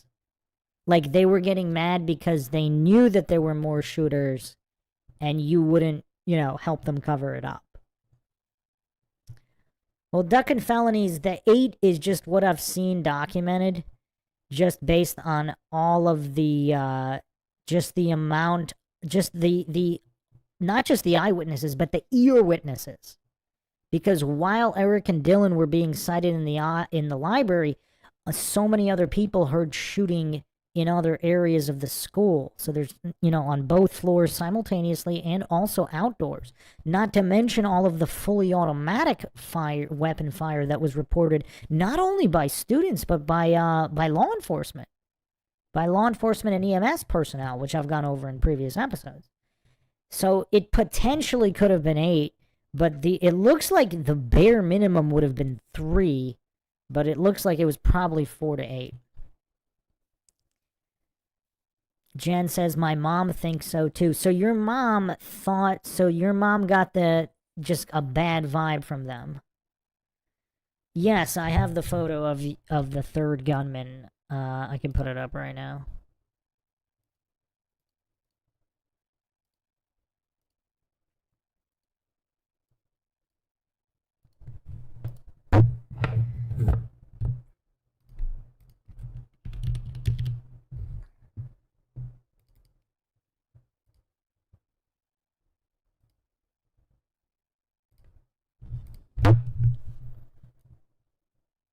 Is this your photo? Or your drawing? Yeah, that doesn't really look like Eric.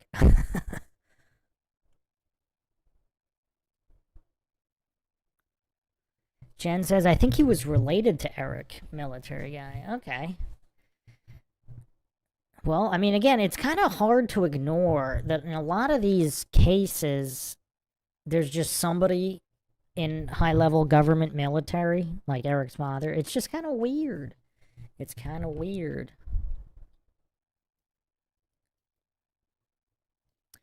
But yeah, let's get back to the account here. I'm about to drop some big mind shocks with some more deleted files that might be related to this. So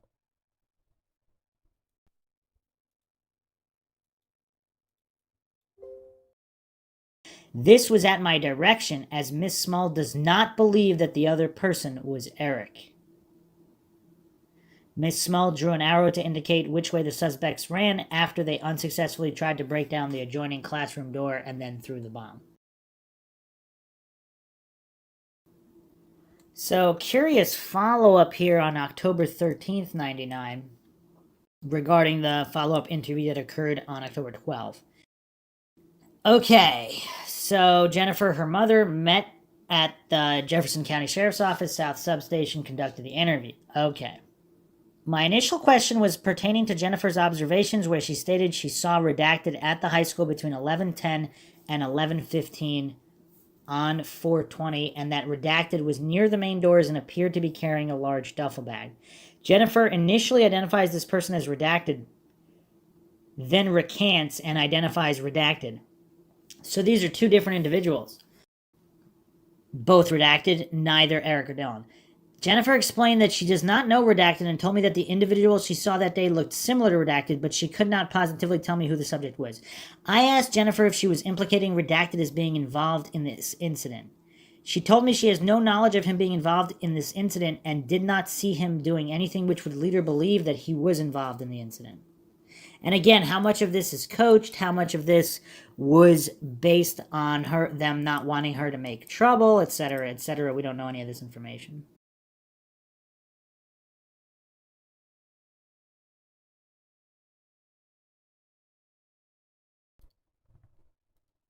The other thing I've talked about in going over all these accounts, the write-up after the fact doesn't match. Like, so many of the students, their handwritten statements does not match the written-up report presented by the investigators after the fact. For example, Jen, was that accurate? So the investigators are saying that you said that this other individual was not involved and you didn't see them doing anything that made you think there was involved? Did they make that up? Because, again, we're reading the words of these investigators here. I mean, I wouldn't necessarily take what they're saying as true at face value. Because they're making it seem like they're clearly steering the narrative, very obviously so.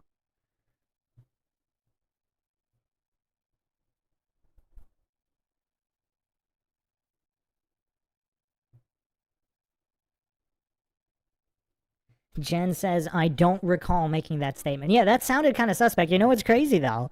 So this was my original coverage of Jen Smol's statement, however many years ago here. Even without, because Jen is in the chat right now corroborating everything, and I didn't know any of this, and already I was suspicious of the officer's write-up because so many of the write-ups from the investigators do not match the handwritten statements of the students. I mean, it's kind of crazy. And the other thing that's just straight up disgusting is how these investigators are trying to gaslight these children. They're trying to gaslight the children. I mean, think about it. You're a fully grown adult, supposedly professional investigator. You're gaslighting children who survived a shooting where their friends died. I mean, it is pretty insane when you stop and think about it. And what's even more disgusting are all the goof coincidence theorists just pretending that everything is exactly as described on the idiot box and that the official narrative has to be true no matter what. And they're defending these scum investigators trying to gaslight these traumatized kids. I mean, it's crazy. When you actually stop and think about it, it's really, really crazy.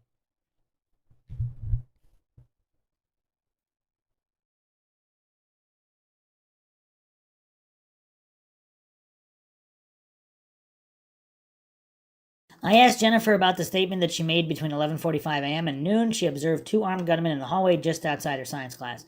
Jennifer identifies Dylan Klebold as being one of the armed gunmen, describes him as wearing a black t-shirt with writing on it, had a black hat on turned backwards with writing on it, and she saw his long curly hair extended below the baseball cap.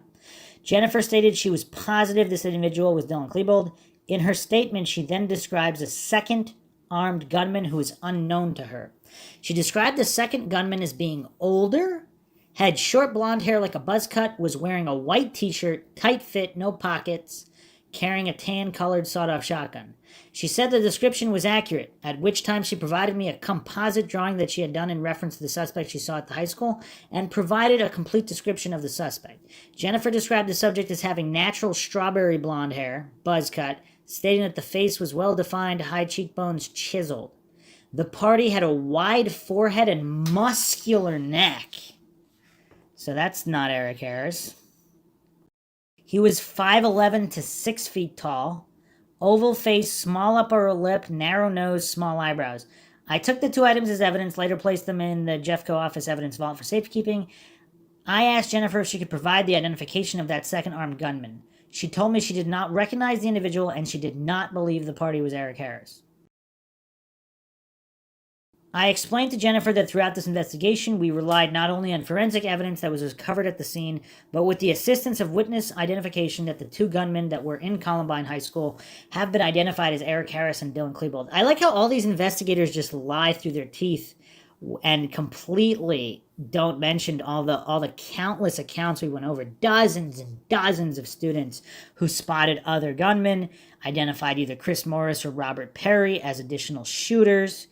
Possibly Brian Sargent, Joe Stair. They don't mention any of that, so they just try to gaslight everybody into thinking that everybody else identified Eric and Dylan, but obviously the students talk amongst each other and they know that that's not the case.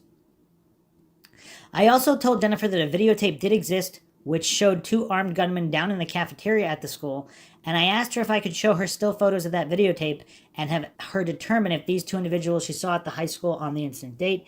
Jennifer and her mom were shown photos 44, 47, 52, 53. The still photos clearly depict Dylan Klebold, Eric Harris as being the two armed gunmen in the school. One of the photos has the time of 11:46 a.m. This is 1 minute after Jennifer claims she saw them in the upper level of the school. Eric Harris is shown in the photo wearing a white-colored t-shirt. Also, is that timestamp accurate? Because again, I've gone over this on many other podcasts, true crime podcasts. People installing security systems, just go on all these forums, late 90s, early 2000s, roughly half of all CCTV security footage has the wrong timestamp on it. So, can we put blind faith in the timestamps?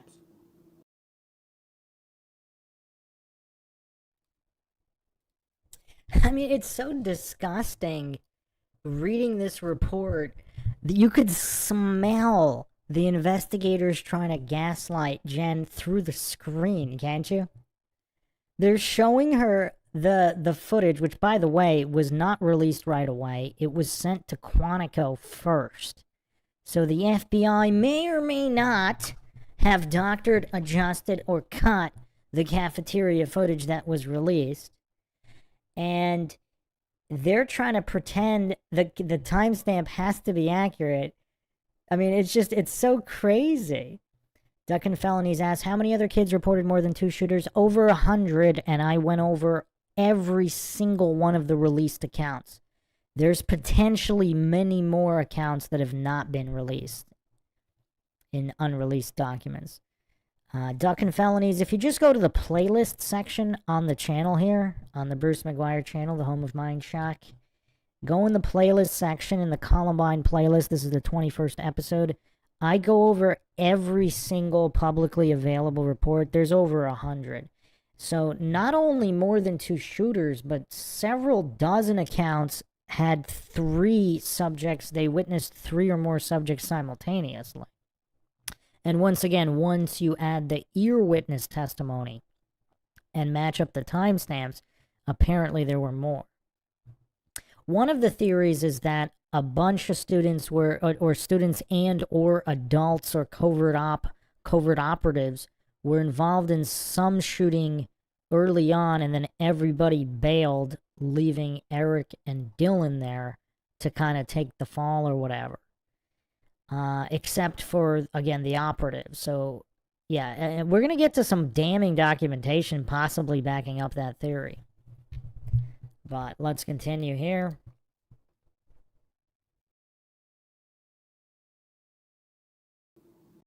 Eric Harris is shown in the photo wearing a white-colored t-shirt. He has short haircut, dark pants, and is carrying a sawed-off shotgun. Jennifer looked at the photos again, and I asked her, are these the 2 individuals that she saw at the high school? Jennifer positively identified Dylan Klebold, but stated the other subject she saw was not Eric Harris. She told me the party she saw was 25 to 30 years old and had a thick, muscular neck and muscular build, and that Eric Harris was too scrawny to be the same party she observed. I again reiterated with Jennifer that the still photos are of Eric Harris, and it is the same description that she is giving us. Is it the same description? That's not even close to the same description. What the heck? They're trying to gaslight her hard. Man, let's see if she bends. Jennifer again told me she could not positively identify the second gunman as being Eric Harris, and believed that the second gunman she saw was somebody other than Eric Harris. Nancy asked me how the news media had gotten copies of the cafeteria video, which was released on national news on October 12th, 1999. I told Nancy I did not know how or why the video was released. Nancy said, you have custody of the tapes and you don't know how they were released. I told her I did not have that information and I wasn't privy to it. Nancy told me that it was hard for her to sit here and believe what I was telling her about the case when she has concerns if the sheriff's office is giving her truthful information. It was apparent to this investigator that Nancy and Jennifer were questioning the credibility of the Jefferson County Sheriff's Office. And good on them. Credibility should be questioned. Nothing should be taken on blind faith. At the completion of this interview, Nancy and Jennifer then expressed their concerns, telling me that they believe their home telephone has been tapped and someone is monitoring their calls. I asked Nancy why she believes this. She told me there's a constant beeping when you're on the telephone talking, and she was told several years ago that the beeping is indicative that someone has tapped your phone line. I asked Nancy who she believes tapped her phone line. She told me her scenario is that associates who are sympathetic to Eric Harris and Dylan Klebold might be responsible because these parties know that their daughter has information on the identity of the 2 gunmen. Jennifer also explained that since the incident date, they have received several hang-up calls at their residence telling me that the caller ID identify the calls as being out of the area. I asked Nancy and Jennifer if any of the calls were threatening in nature or if they were coming at inconvenient hours of the day. They told me that they were nothing more than hang-up calls and they have received anywhere from as many as 3 per day. They were instructed that if they have a legitimate concern about the phone calls and somebody making harassing phone calls, they should contact the sheriff's office and speak with a uniformed deputy who could ultimately initiate some type of harassment report. I also explained to them that the phone service has means of trapping those annoying phone calls and that information can be provided to law enforcement if a criminal report has been generated. Okay. So, I mean, there's clearly some witness intimidation going on here. We'll be examining more of that later, but it's curious. She did not back down, and her mother basically supported her as well. And they have included a sketch of the second gunman. I mean, I gotta say, it kind of sort of looks like Eric Harris, but again, it's impossible to gauge the age of this individual. But if he's super muscular, this is only his facial features. I mean, I guess it could pass for Eric Harris, but if he's a lot older, I mean, it's kind of hard to mistake a 30-year-old for a 17 or 18-year-old.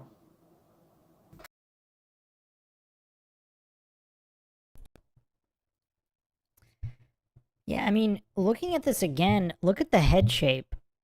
Eric Harris's head shape is actually completely different than the sketch. I mean, I was kind of only looking at the eyes and the nose. The eyes and the nose are maybe a little bit similar. But the head shape is completely different. So, yeah.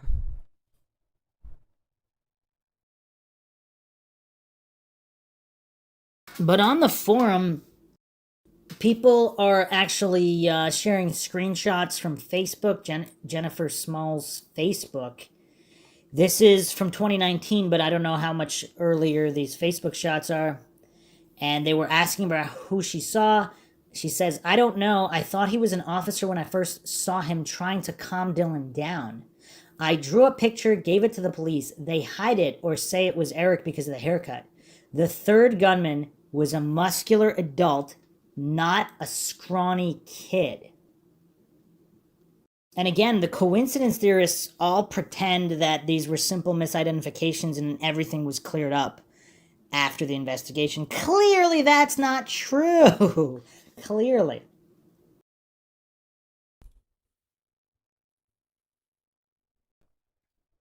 Another thing I want to mention here and ask Jen. So your impression was it was an officer trying to calm him down. So looking at this in hindsight, if this is a covert op, was it an officer trying to make sure Dylan stayed on the agenda? Because a lot of people, like, the vibe you get about certain things, especially the initial impression right off the bat, more of a subconscious impression before you even have time to think about it a lot, is the most accurate one. So the relationship you witnessed here was this: you thought he was an officer, perhaps he is a government operative, and he's trying to maybe calm Dylan down so he could stay on the agenda?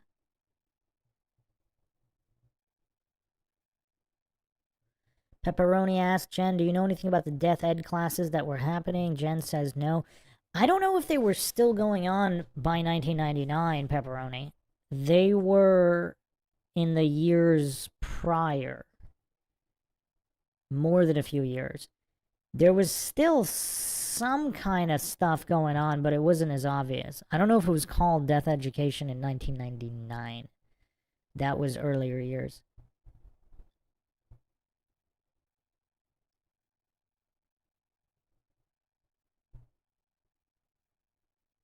Jen says Dylan was freaking out and upset.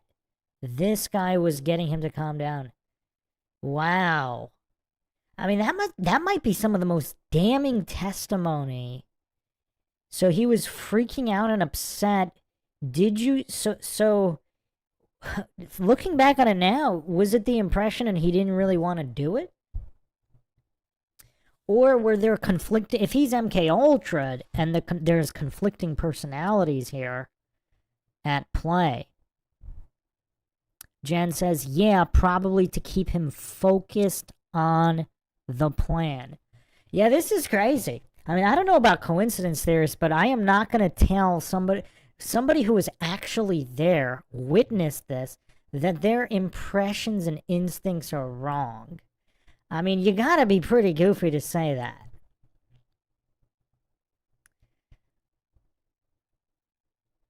Wow. Well, if you think Duck and Felony says this is blowing my mind right now, we'll wait until I get to some of them we're going to get to some more FBI deleted documents that possibly backs all of this up.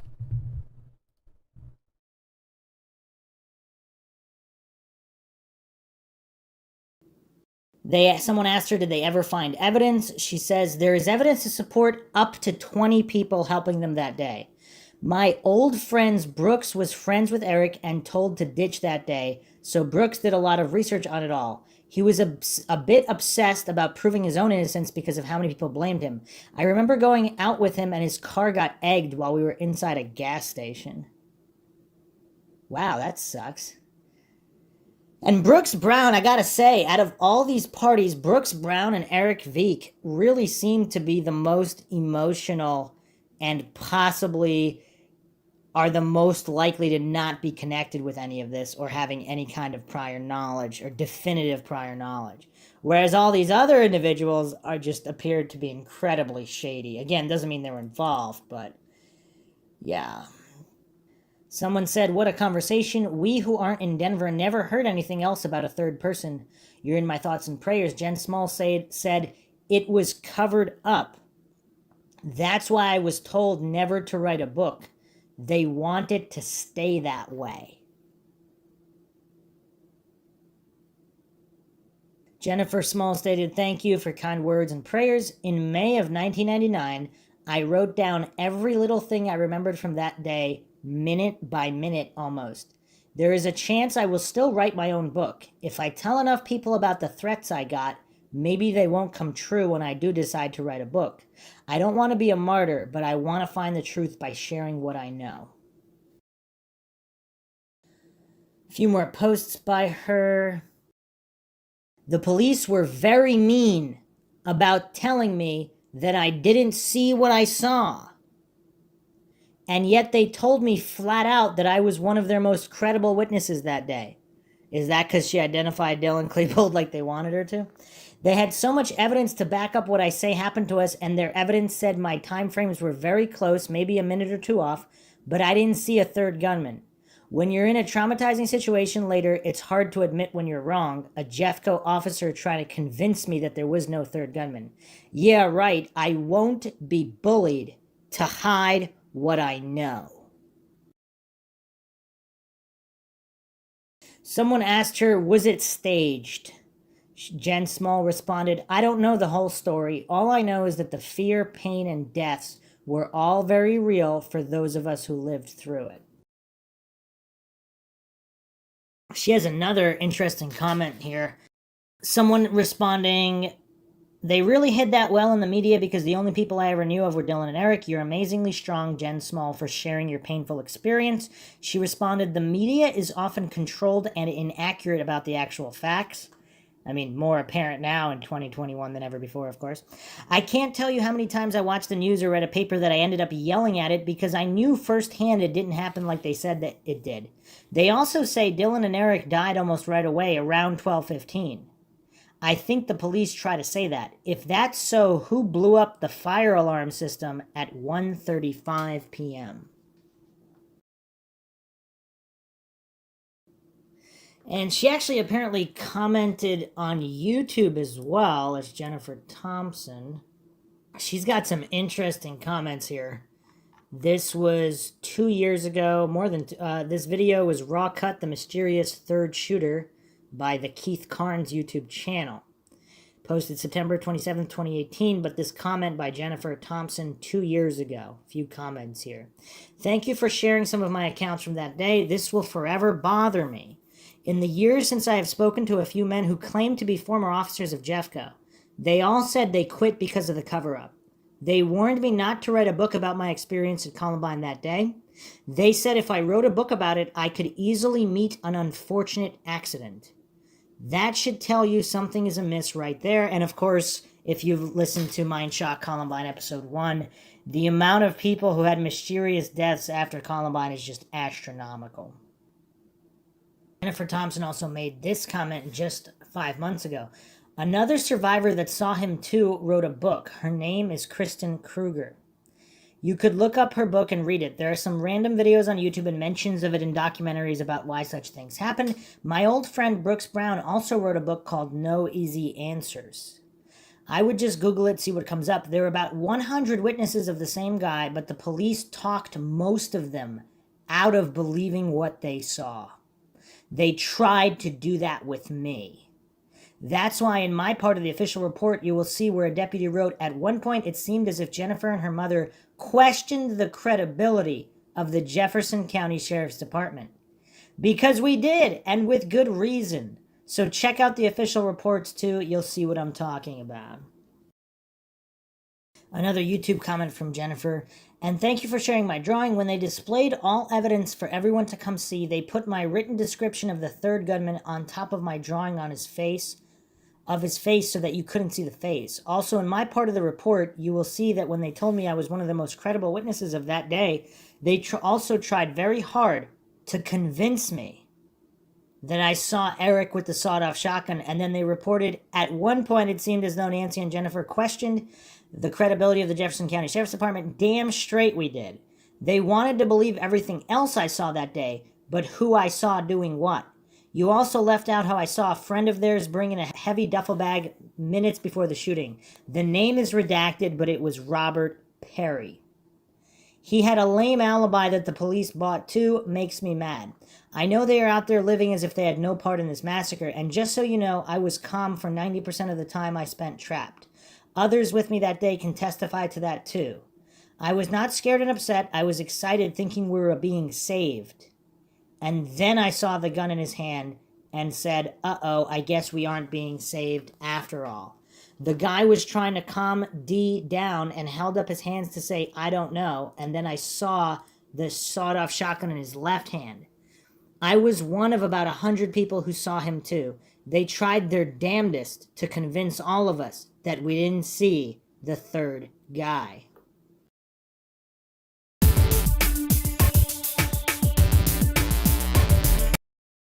Oh, I guess we...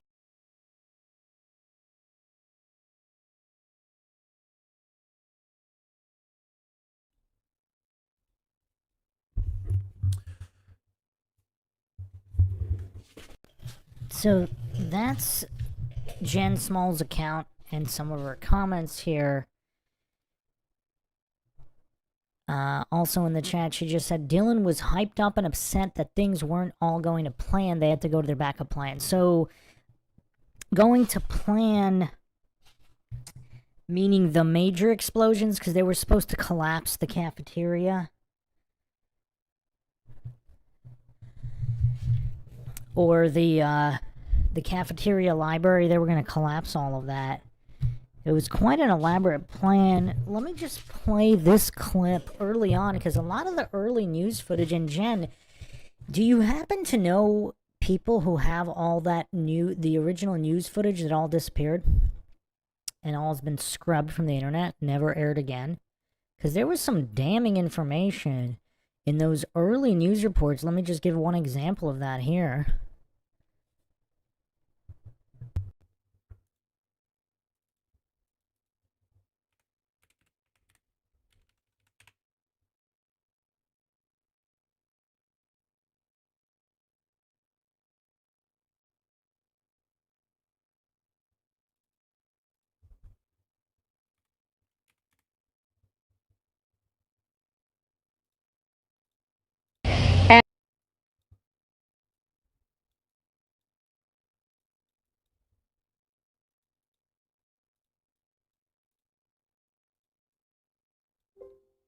New evidence tonight, Dylan Klebold and Eric Harris may not have acted alone. FBI sources tell CBS News the detonator on the propane tank bomb found in the kitchen is so sophisticated, it is unlikely that the two made it themselves.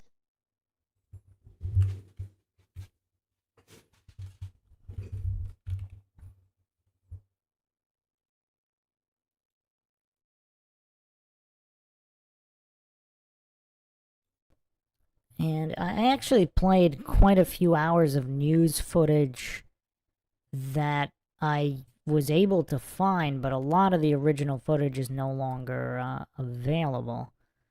I wonder, Jen, if you had kept any, or if you had taped any of it, you or your mom. Is particularly some of the helicopter footage apparently shows law enforcement having a shootout with certain individuals. May or may not have been Eric and Dylan. But, okay, so now that we went over Jen's account, let's get to this next document, which is, and did, Jen, were you one of the ones who said you heard people speaking German, or no? This old, because there were other people who said they saw an older guy speaking German.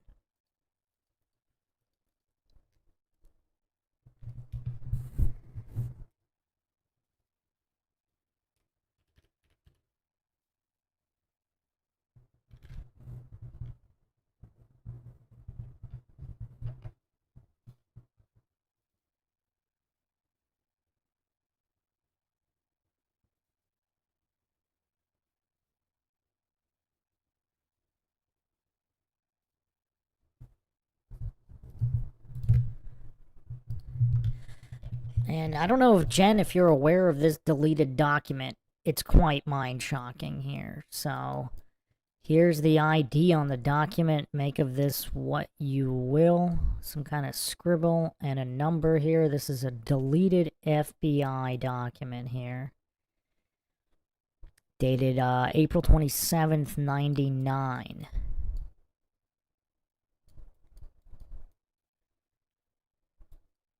Being a smoker, so this is, okay. Redacted telephonically advised that on April 15th, 99, at 9:47 a.m., she boarded Amtrak train 807 en route to Winona, Minnesota. According to redacted, train 807's final destination was Washington State. It stopped in Chicago, Illinois as well, and left there at 2:15 p.m. Being a smoker, redacted advised that she spent some time in the train's smoking car and struck a conversation with a white female named either Redacted or Redacted Phonetic. This female was approximately 5 feet 90 pounds, blonde shoulder-length hair and a ponytail, wearing glasses and no makeup. She thought little of this contact until later. After the train left Chicago, she noticed a white male in the smoking car. This male was in his late teens, 6 feet tall, 180 pounds, bleached blonde hair cut short. He was wearing a black trench coat and spoke German on occasion. He seemed to be alone, and she heard him say to no one in particular, "Something's big is going to happen." Later on, she saw Redacted with him. She did not know whether either of these people were headed and did not know when they left the train. She left the train in Winona, Minnesota.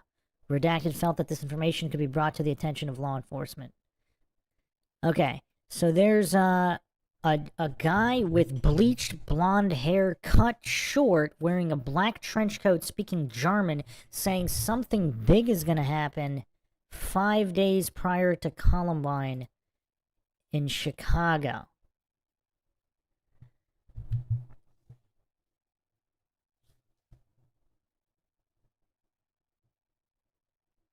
Jen says she never taped it.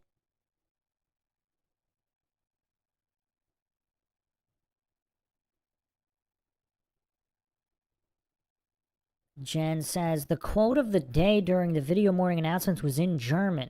It said, "Prepare yourselves, for you're all gonna die today." The German exchange student told me the translation. Were you aware of this document, Jen? This deleted FBI document? I mean, I'm sure on some of the forums people have gone over it. But this is kind of curious. 5 days prior, it's a German, and he's with a 5 foot 90 pound blonde as well, or appeared to be with her, or she saw him, or she saw her with him later. Now, what does "with" mean? Were they talking, but does that mean they knew each other or no prior? So that's unknown, I guess. But he's speaking German, and then he's saying to no one in... So he's just randomly saying something big is going to happen. Now, are these the ramblings of an insane person, or are these the rambling of an insane person because they've been MK Ultra? Jen says Dylan and Eric were responsible for the video morning announcements being aired. All right, let's go to the next exhibit here.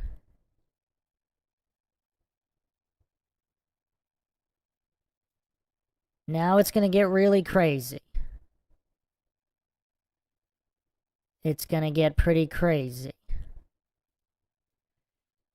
What's the ID on this document? Whatever you can make of that right there. Okay, so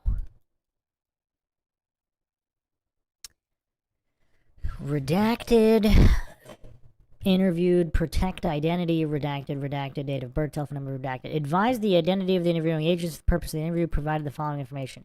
Redacted spends a lot of time on the internet, redacted in a chat room, redacted America Online, redacted high school, redacted. Mostly talked about computers with redacted, also talked to Vodka on the internet and believes that Vodka's first name is Dylan. Whole bunch of redacted. After redacted heard about the shootings at Columbine High School, redacted on the internet, a whole bunch redacted. Said that he knew the 2 shooters and 4 others that died.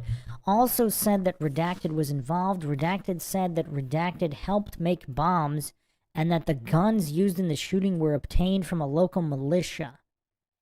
He also made a comment that the 3rd gunman did not do his job. Is this Perry? Morris? Who is this?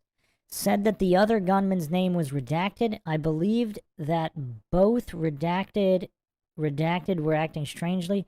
Redacted said that when redacted was telling redacted what happened, he switched from first person to third person frequently, and redacted felt that he may have had something to do with the shooting. Redacted said that redacted was also acting strangely because he said he was not really affected by the shootings. Whole bunch more redacted.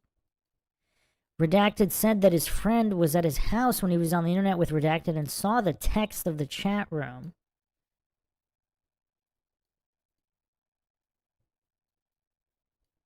Redacted, whole bunch redacted. Request of the special agent redacted on front. So they redacted the special agent's identity as well? That's interesting.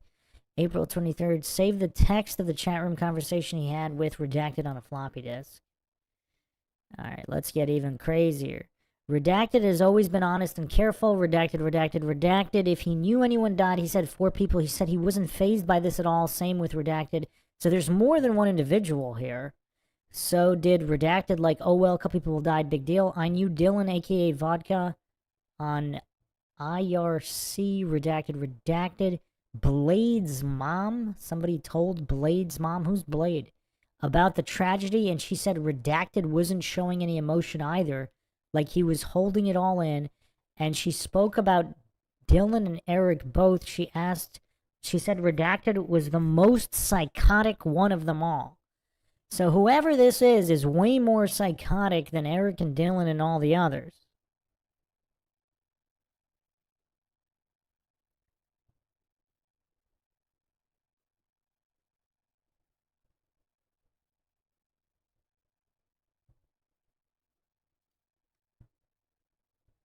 I would like to remain anonymous until it is found that the information leads to any arrest. Then you may call or email me.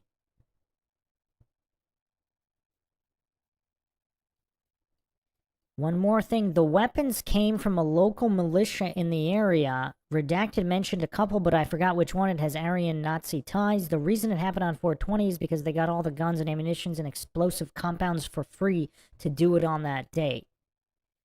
And if the suspect that got arrested and fled shortly after released is redacted, he's probably already dead, suicide. Also, redacted was watching me have this whole conversation, so there is more than one witness. Alright, so this is quite the damning document. So who are they talking about? So, I mean, it's relatively open and shut where Eric and Dylan got their guns from, but what about the other shooters? If there were other shooters, where did they get their guns? Is there a militia involved? Or are these government, some kind of is this a government op posing as a militia, supplying guns through some MK Ultra covert op? I mean, what's really going on here? I mean, and why did the FBI not want anybody to see these documents? I mean, this is really, really crazy stuff here.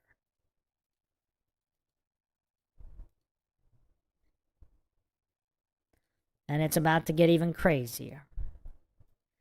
So, let's look at this document here.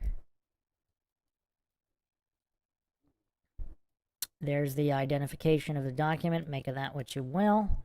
Precedence priority. So here we have actual attempted bombing, domestic police cooperation. So Denver, report to Denver, info received by Kansas City for information, Denver, Missouri. Okay. On April 27th, 99, redacted, was telephonically contacted by a former confidential informant currently living in the redacted area who provided information concerning the high school shootings in Littleton, Colorado. Redacted former CI is employed in an unknown capacity at a whole bunch of redacted. The CI told redacted that a coworker redacted had told the CI and other coworkers that redacted's teenage daughter had exchanged electronic mail with one or both of the captioned subjects. Redacted reportedly told her coworkers that she expected the FBI to show up at her home in the near future to question her daughter about the email messages. The CI had no way of knowing if redacted information was correct or was in any way relevant to the Littleton shooting investigation, but the CI felt the info should be relayed to law enforcement authorities. The CI agreed to contact Redacted if the CI learned of any additional information regarding this matter. On April 28, 99, Redacted telephonically advised SA that to his knowledge, Redacted did not receive any similar info to which was provided by Redacted. Okay. So this person's in Missouri? Possibly. Huh. This is really weird. So why is a CI? So this is a CI, and in what capacity were they a CI? So their coworker has a teenage daughter that was in contact with these guys. Yeah, this is weird that a CI is involved here.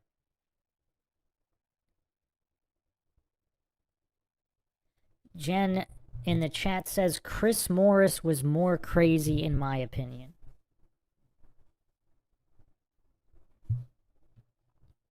And again, why would this be deleted and it's all redacted anyway? So just another one of these really weird documents. Okay, now this is one of the most shocking here.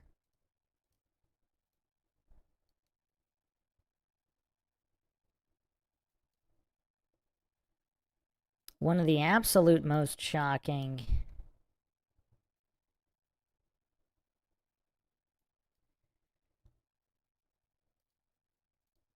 Actually, we got one more, and then it's this one, and then I'm going to go to the craziest one in a second. And just remember what I said about the documents before. So the only ID we have here is this number. Make of that what you will. Okay. Armed and dangerous knowledge of improvised explosive devices, IED. Synopsis, results of the interview with redacted, Columbine high school student, redacted. Administrative, all persons interviewed were furnished the appropriate provisions of the Privacy Act. Express promises of confidentiality, both limited and unlimited, have been granted to the following individuals. So are these other trenchcoat mafia members who may or may not have been involved and they were granted, they have been granted confidentiality, possibly even immunity? That's some people are saying that's what happened with Robert Perry and Chris Morris, that they were granted immunity for cooperating. But so there's really not much here. So there's emails and protected identity references. After the recent incident, Redacted began trying to contact Redacted to inquire to Redacted's well-being. Redacted regarding the incident. Redacted, associate of Eric Harrison, Dylan Klebold, a whole bunch of Redacted. Redacted went home for lunch on the day that Harrison Klebold killed other students. Redacted was very upset and could not believe that the two men could do what they did. Redacted received an email from a whole bunch of Redacted. Recommended she contact the FBI. So this is a female? Armed and dangerous? Knowledge of improvised explosive devices? Yeah, I don't know what to make of this unless this female has information on other males of the Trenchcoat Mafia. I mean, there's just a whole bunch of Redacted here, and again, these are the files the FBI did not want released. Okay, here's the biggest smoking gun so far. Let's look at this here. Maybe not the biggest, there's so many. But this one is interesting. Let's look at the top of this file here.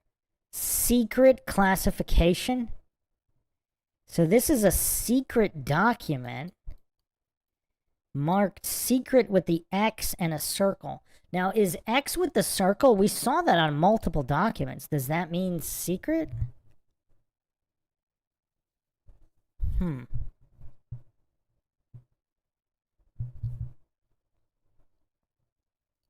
That's pretty weird. Well, let's go through what it says, because this is really weird. Really weird. This secret. Why is this classified secret? To report information possibly connected to the shootings. So, April 26, 99, Special Agent Redacted, WFO, was contacted by Redacted, Associate Director for Customer Service, National Tech Info Service, regarding Columbine High School shootings. NTIS is a branch of the Commerce Department and is the main broker of U.S. government manuals and publications to the public. Interview of Redacted later the same day revealed that an employee who worked for her as a program analyst, Redacted, had taken a phone call on April 23rd, 99. The caller ID'd herself as Redacted, home phone Redacted, a high school teacher from Dearborn, Michigan, stated that her cellular number, Redacted, had recently been stolen and that she was calling the telephone numbers that had been dialed from the stolen phone subsequent to its theft. Redacted had dialed 1-800-468-4636, which had been called from the stolen phone at 8 a.m. EDT. Did they forget to redact that number? On 4/20/19, it was called at 6 a.m. on 4/20/99, was connected to NTIS, unless that's NTIS number. After learning who the number belonged to, that the NTIS broker's unclassified government manuals, Redacted told Redacted that one of the calls had been made from the stolen phone the same morning of the call to NTIS, and the Columbine High School shootings was made to Littleton, Colorado. While the phone call to NTIS only lasted 2 minutes, Redacted believes that Redacted told her the call to Littleton lasted more than 30 minutes and occurred prior to the shootings. Did not provide... Wait, did they forget to redact her name here? With the phone number in Littleton, and no further info is available at this time. So this is a top secret document here? The above info may or may not be related. NTIS is attempting to discern whether the 2-minute phone call to them on 4/20/99 can be traced to any order placed at the time. So someone stole a teacher's phone, called NTIS, National Tech Information Services. This is a government. This is a Commerce Department, a branch of the Commerce Department, the main broker of U.S. government manuals. It's almost like that could be a cover for something. Keep in mind, this is a top secret. This is a document classified top secret, or not top secret, secret. There's also top secret. About a stolen phone that called a U.S. government entity and then called Littleton, Colorado for 30 minutes on the morning of April 20th. That's an interesting coincidence. I don't know what to make of that.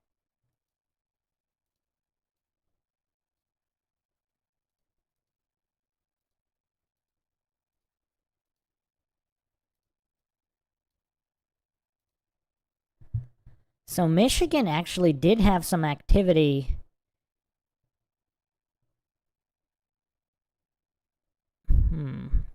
Michigan had some activity here. Bel Air, Lansing, Port Huron in after Columbine. But yeah, that's kind of weird. Just another weird coincidence in this secret, in this document classified secret.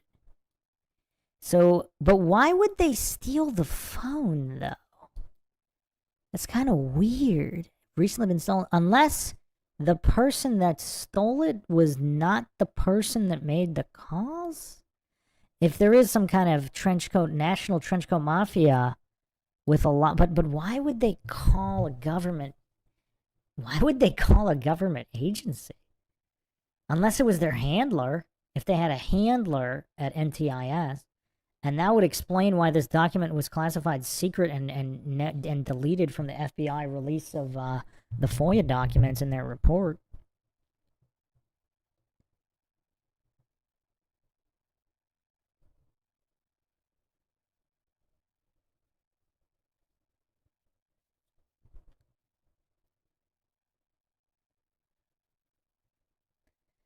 In the chat, Eric Ogren asks, what was your favorite class in school, Jen? Jen responds, I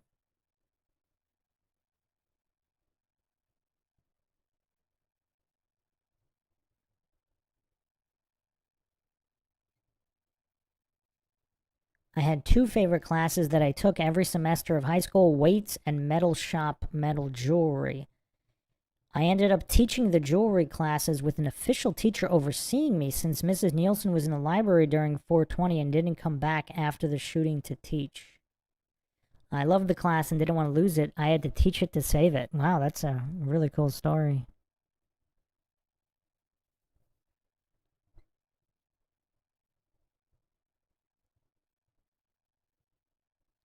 Jen says, regarding the translation of the morning announcements, the exchange student told me that's why she ditched. She told me this months later at a mutual friend's house, so not that same day. Okay, so yeah, a lot of documents. I mean, we got plenty more to go over, but I'm going to round this podcast out here when we're pushing 3 hours. Actually, I have one more clip. All right, I spoil you guys. I got one more bombshell clip here from a radio show. Loveline Tapes, if anybody's heard of this. So this was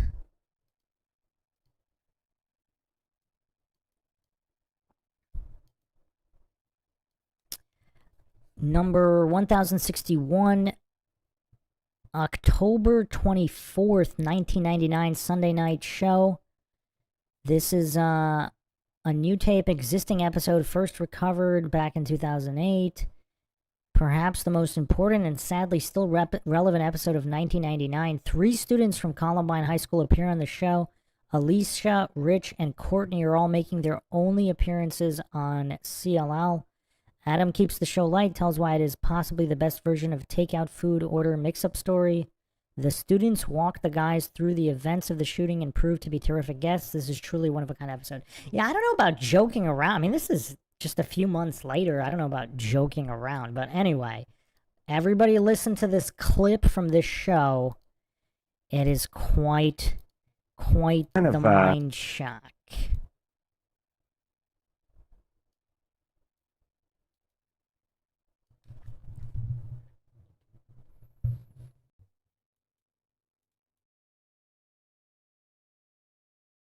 You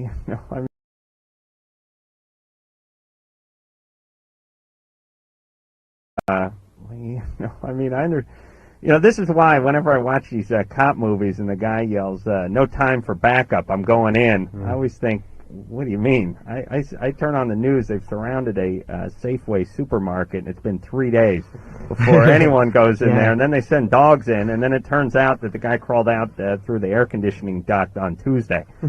But, I mean, shouldn't they be heading on in? I mean, I understand there's danger, in everything, but that's why you're on the SWAT team. The situation's kind of difficult because it's such a big school. You don't know where they are. You don't want to second guess people, but anyway, that's part of my job is to criticize things I don't know about. I understand 15 minutes. You guys arrive and there's confusion on the scene or whatever, but 2 hours. It was really 2 hours? I mean, don't you got to head on in after about an hour and 45 minutes? Yeah, I think they were already in there because when we were sitting in the green room, we heard conversation between a couple of people. Personally, I thought I heard people saying, get down, drop the gun. And is there not a phone in anywhere that anybody can give anyone a heads up with where these guys are or anything? There was a lot of cell phones. I forgot about that. There's a lot of cell phones. Well, not with us. You know, it was a lot of pagers were going off. A lot of kids had pagers, but we didn't. We didn't. That's all you need. You're hiding under a desk and your mom's paging you as these guys are going, honey. Well, we put them on. We put them on the vibe. Yeah, I wish Drew would do that once in a while in the studio. Yeah. All right. Well, wait a second. We're running late for break. This is it's tragic, but it's fascinating at the same time. And I have more questions for you guys. So I'll tell you what we'll do. We'll take a little time out and we'll come back. Kind of second. I don't know about. I in there because I think they were already in there because when we were sitting in the green room, we heard conversation between a couple of people. Personally, I thought I heard people saying, get down, drop. I thought I heard people saying, get down, drop the gun.